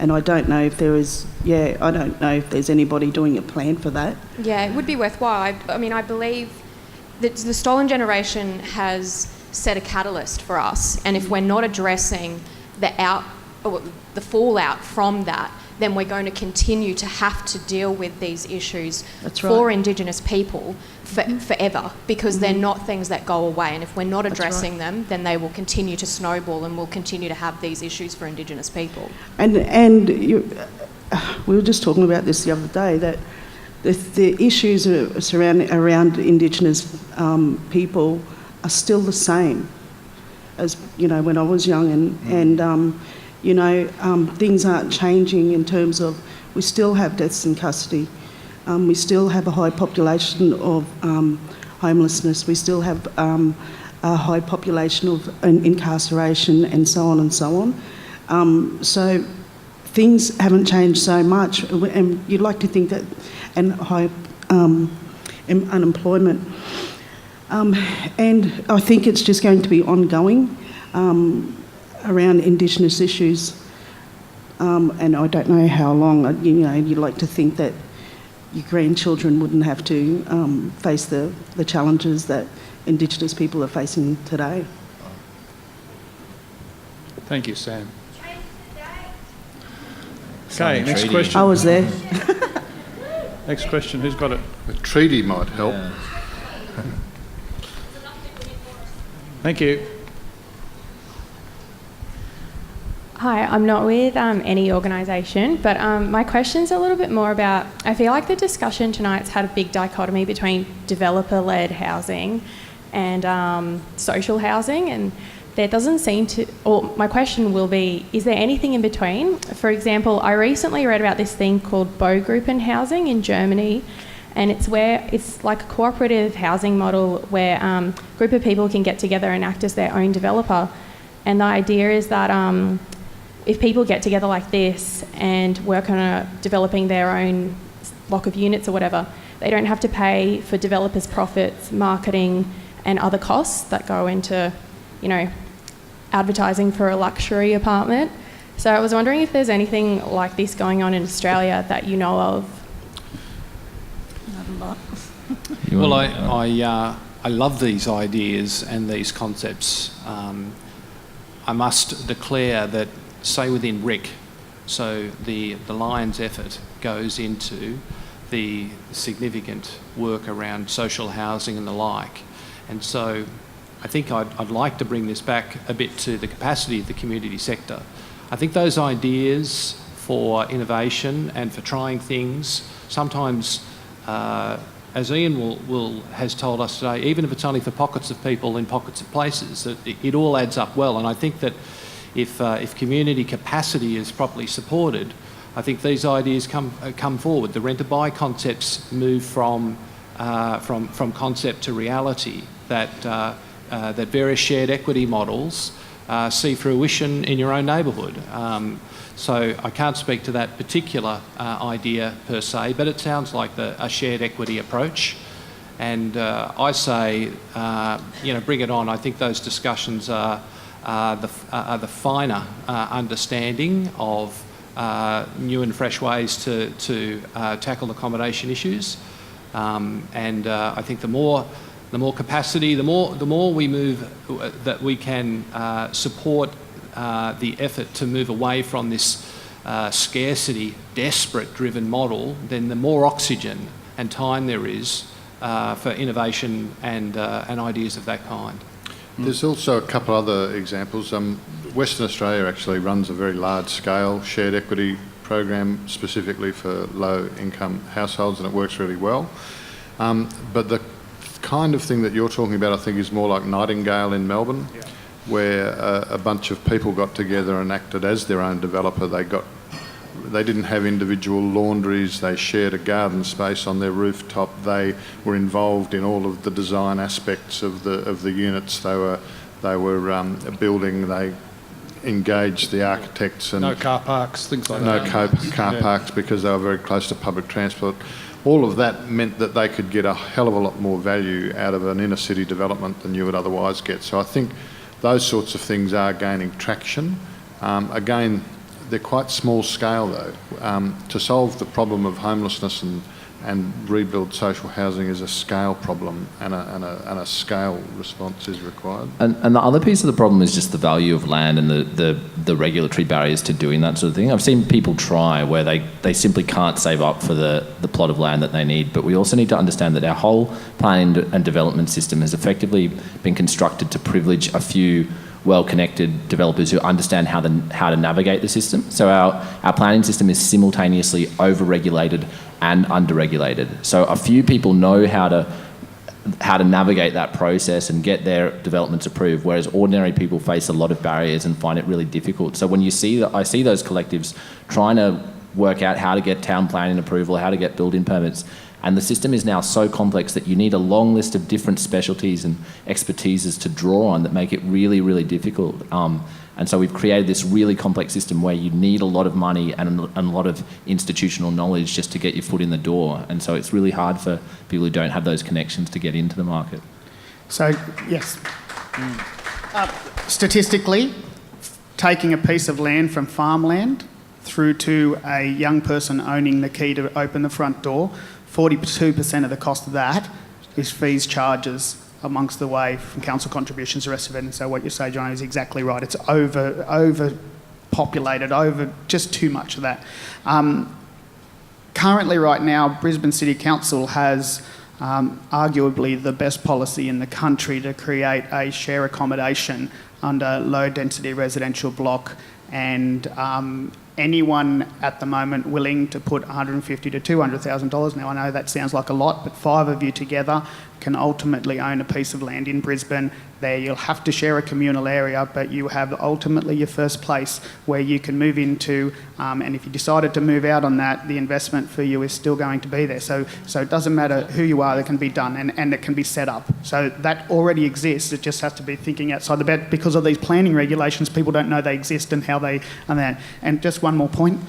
10 years ago, if anyone in this room thought they'd be able to pick up an iPhone and actually FaceTime and see someone across the other side of the world, they would have thought we're crazy. So whilst we're only thinking small from what you say, in 10 years' time, come and tell me, I'm a small fella, but I've got some big plans, and it's a 10-year plan. It's not a 3-year or 4-year plan like politicians have, and people can come along and join me, or they can just say, well, I need it right now. It's a 10-year plan. But I just want to interrogate that a little. I don't want to, take up too much time, but I don't think it's a reasonable or effective solution to say that to young people, you each have to chip in 100 and 150K and pull your money to buy a house. Like, that's not a cost-effective solution for most people I know. I don't think that gets us there. I agree, but it's a solution. Yeah, for wealthy people, maybe. Yeah. I think one of the other things is there are untapped markets. I mean, I've got a background in town planning, and 5 to 10 years ago, what was called an affordable dwelling was the price starting with the number 300 and something thousand. About 4 years ago, I think that became a number starting with 2.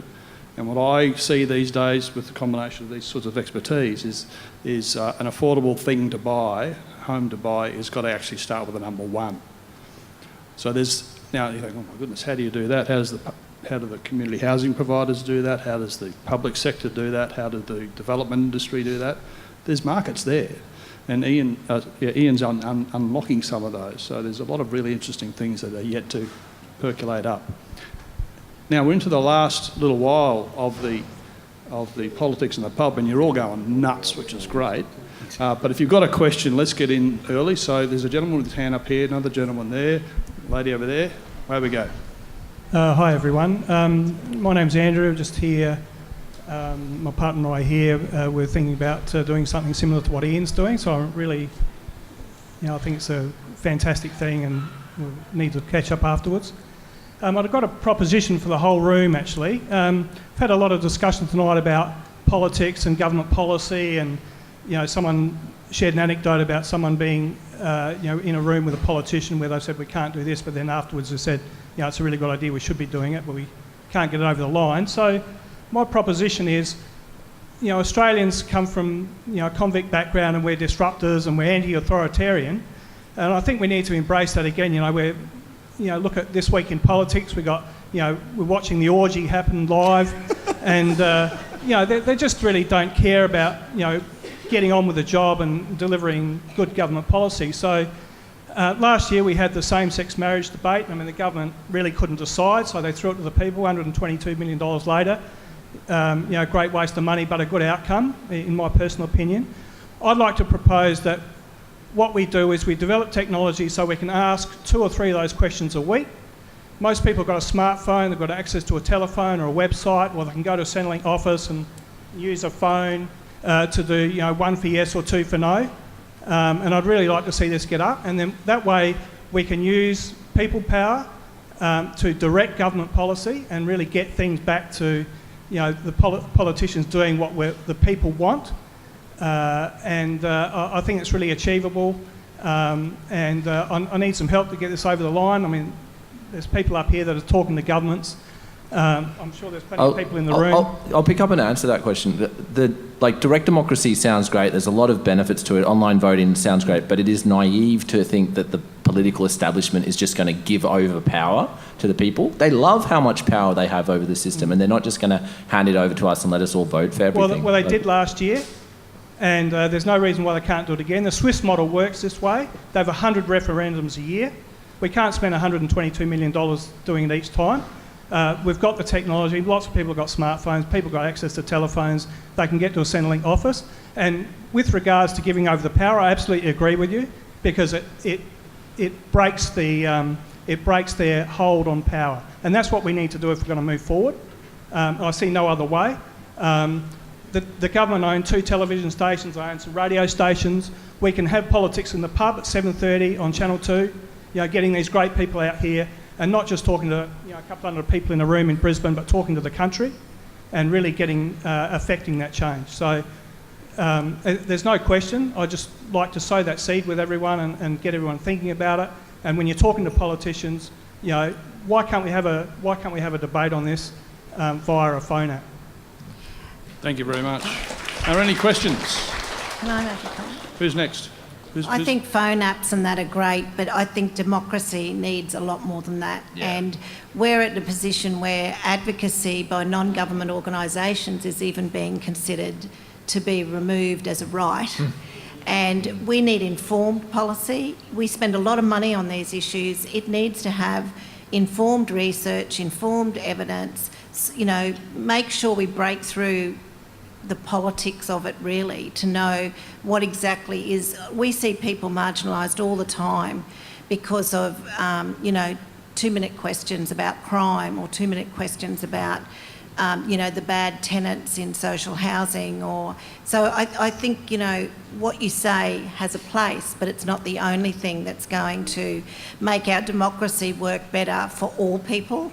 And for the people that we see every day, they need to be brought into the picture to have a bigger voice, but also agencies that are doing advocacy need to have the right to do it without any retribution of losing funding, because it is a democratic society. Question here. Yeah, good evening. My name's Rob, and this is not the Australia that I grew up in.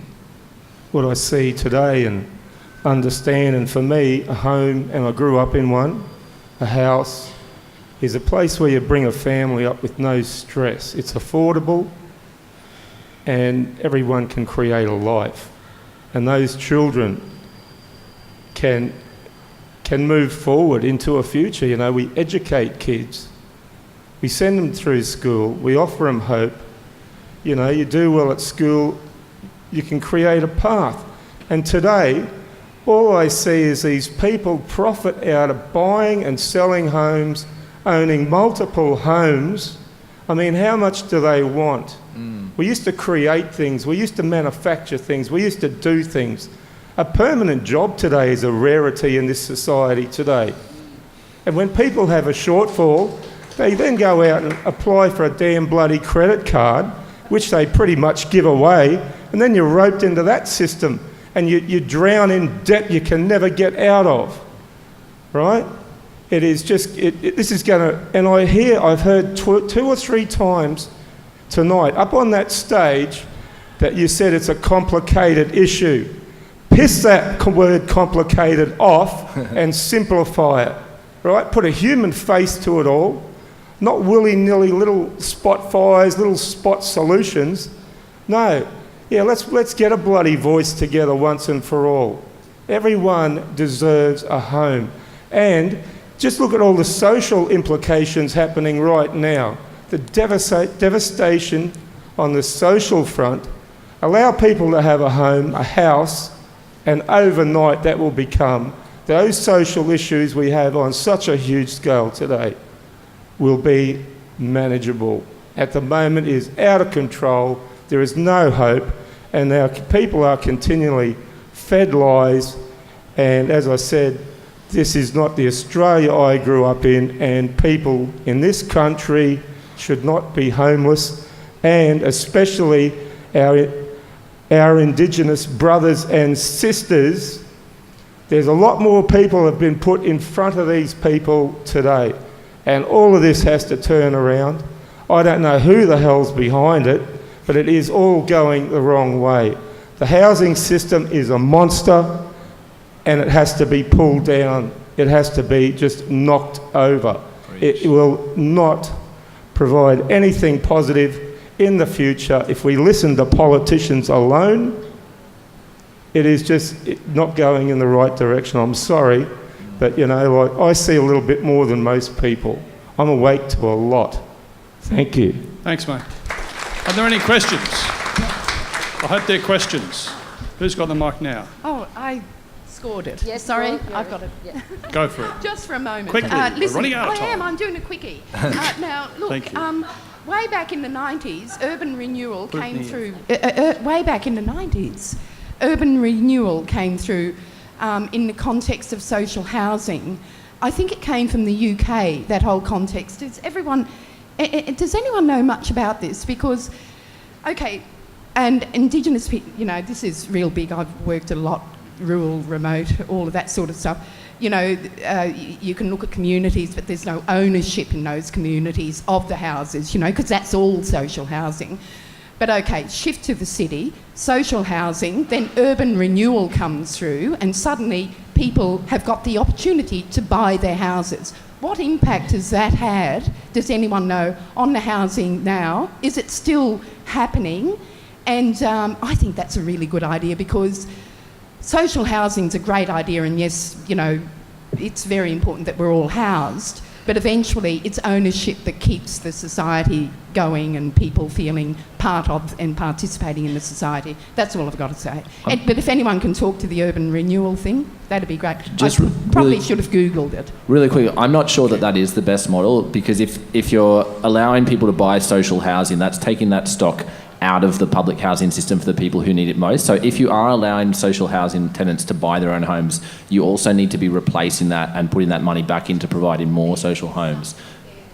Yeah. We've had a couple of urban renewal programs in Brisbane, one in Inala in the 2000s, late 2000s, another just here in Newstead, and that whole redevelopment of of the Valley and Bowen Hills and all of that area is an urban renewal project.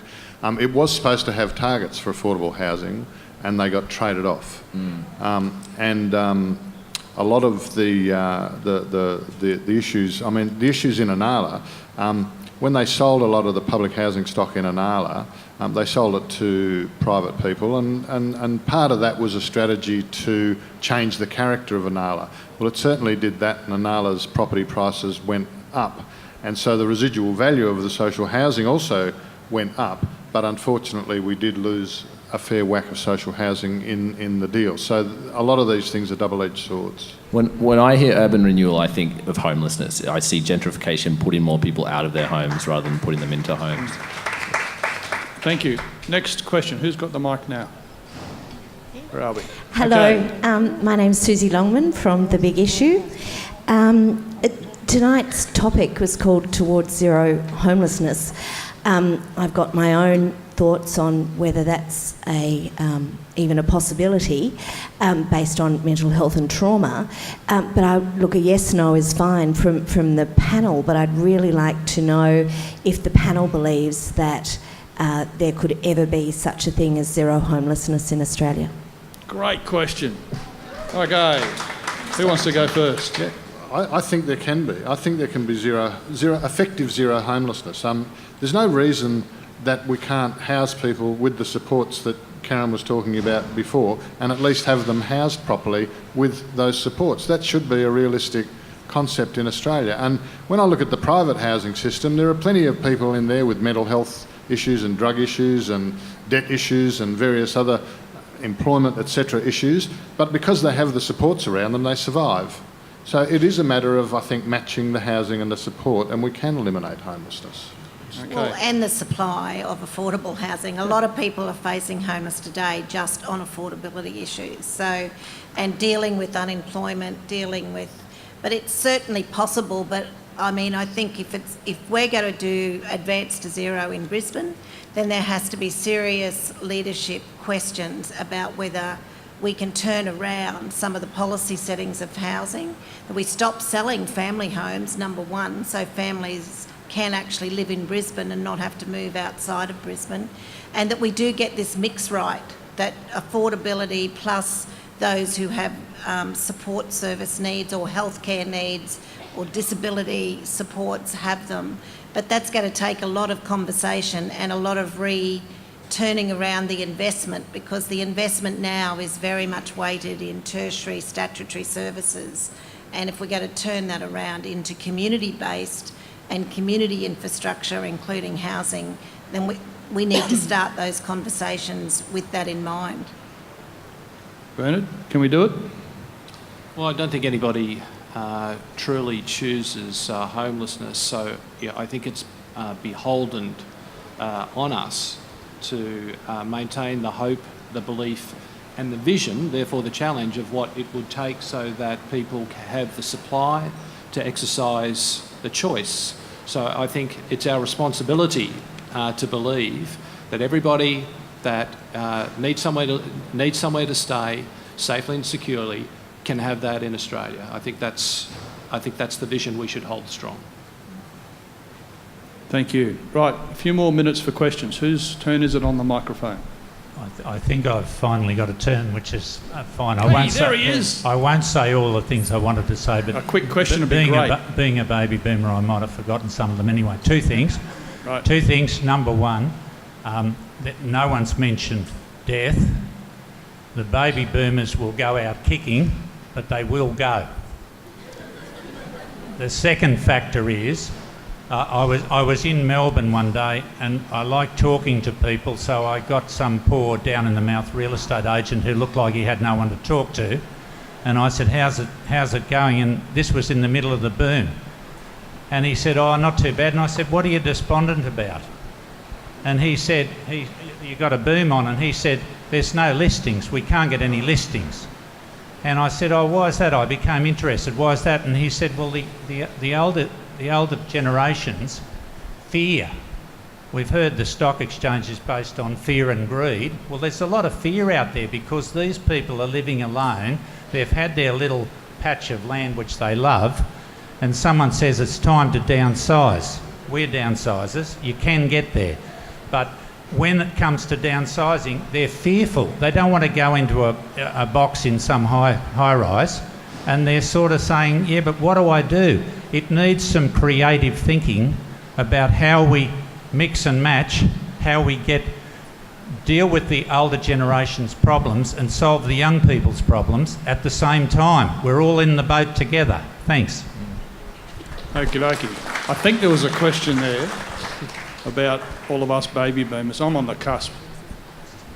I've got more grey than you, but I'm on the cusp. Us. Yeah, us. So it's an interesting thing there about older people in their houses thinking that they have to downsize, and the fear that goes with moving from your neighbourhood, losing your friends, all those sort of things. I've seen that firsthand in my family. And I think it is related to homelessness because some people can fall desperately through those cracks. Any thoughts from the panel? Oh, no, you go. Well, older homelessness is certainly not getting less. We're seeing more people over 65 be on the street. We're meeting women who have no superannuation, who have been employed most of their life, who, for whatever reasons, have lost their equity in their home that they had. So I think that it's the same issue across all populations, but different circumstances around affordability and what is the right response to each population. But we know that we're seeing people on the streets 70, 75, 80. Many women are coming over 65 where everything's been lost. So it's certainly one of the drivers of what's happening with people as they get older and lose what they've had in their life, and how they access something to rebuild at that stage of your life. It is a really challenging thing for them, and our system doesn't make it easy.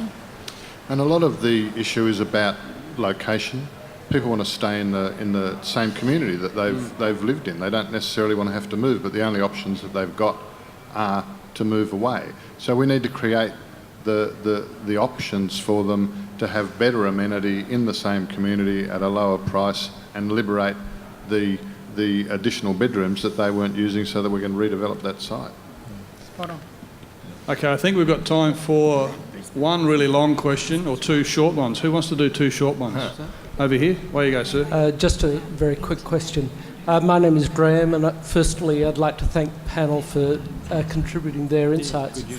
Look, I'd like to get your insights into the casualisation of accommodation through systems like Airbnb and so on. Is this having a significant or a marginal impact on the whole homelessness issue?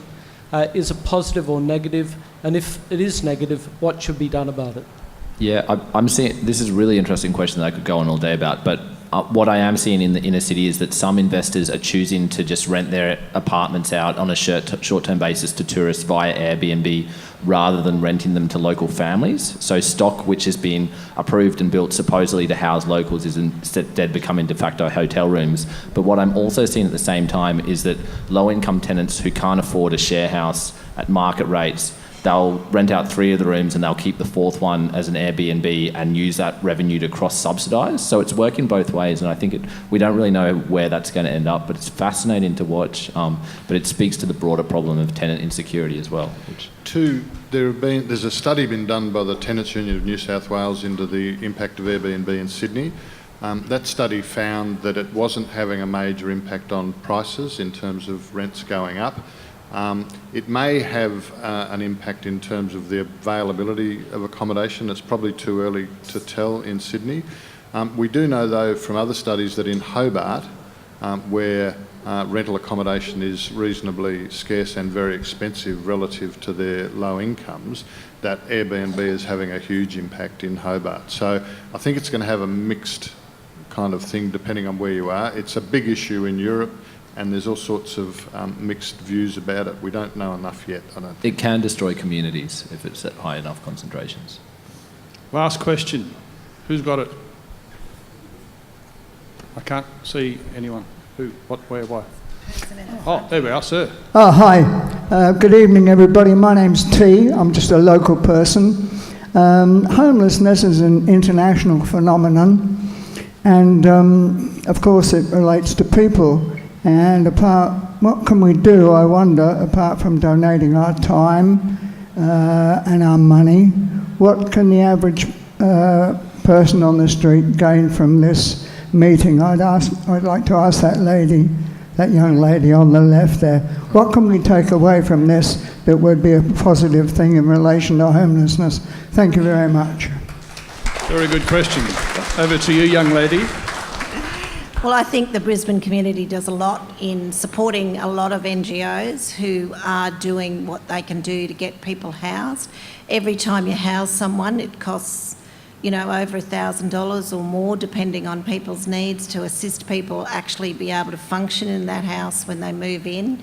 Or rent arrears, like helping people pay rent for, 2 months while they're looking for employment. The flexibility of money is what gives us the solutions around people's personal circumstances, like if it's domestic violence, if it's employment. I mean, the Real Estate Australia give us some money every year with a Melbourne organisation, which has been great for people in domestic violence who are employed. All they need is assistance for a couple of weeks' rent. They need to move their belongings at a time that they have it planned. So whatever money people give, to the many organisations, it can be used in a flexible way. But I think what's more important probably is the concern that you have for your neighbours, and that many people ring us every day about being concerned about someone sitting somewhere who doesn't look well, or someone in their neighbourhood who, they think they have a house but they're unwell, and who can help them. And I think those sorts of things you can't undervalue, or we couldn't do the job we do if it wasn't for what the community does contribute, and we're very appreciative of that. And you've taught us a lot, really, about how to engage with people when they need it. If we can, get your phone call and our response coordinated, or any other local service, New Farm, the neighbourhood centre around here. I mean, there's lots of services that benefit from the community support that probably a lot of you give, and I just say keep giving, and keep speaking up to your local members about how the system should change, because you're the voters.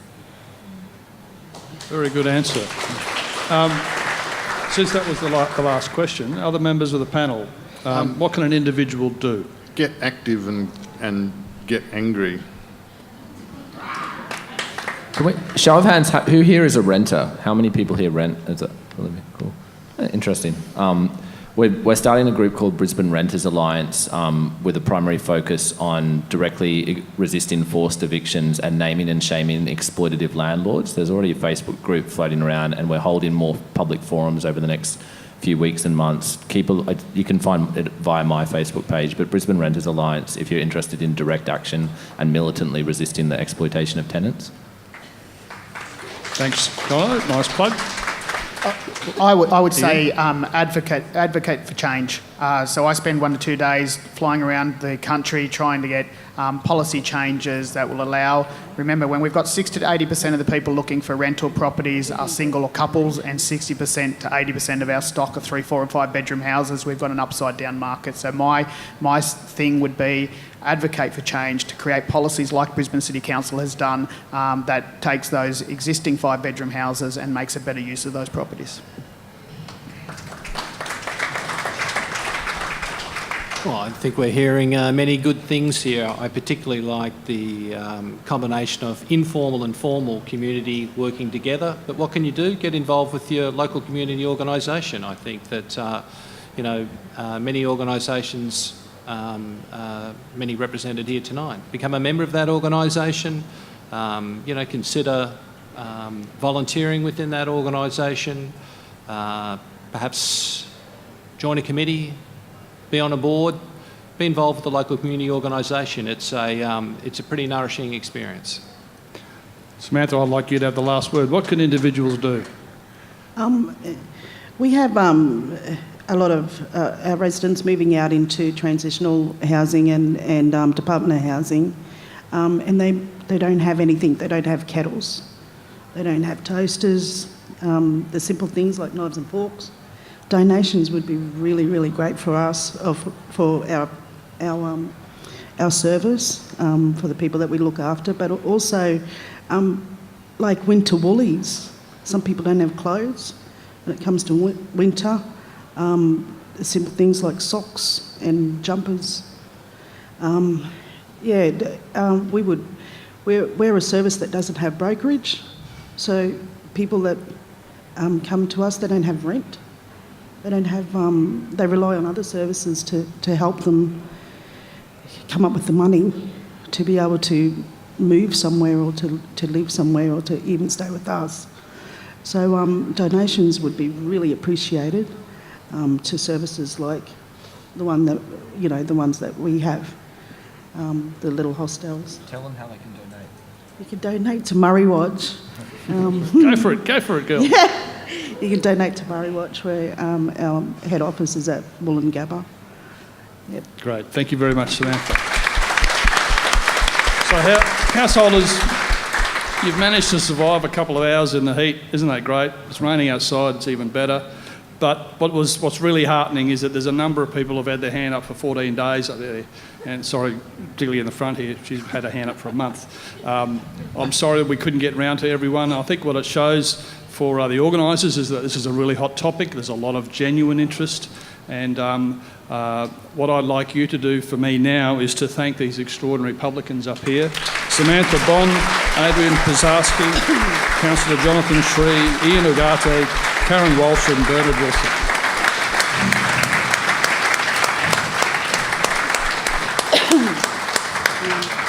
I'd like to thank the organisers and the sponsors, Communify, the Brisbane City Council, Brisbane Powerhouse Arts, the New Farm Neighbourhood Centre and Q Shelter.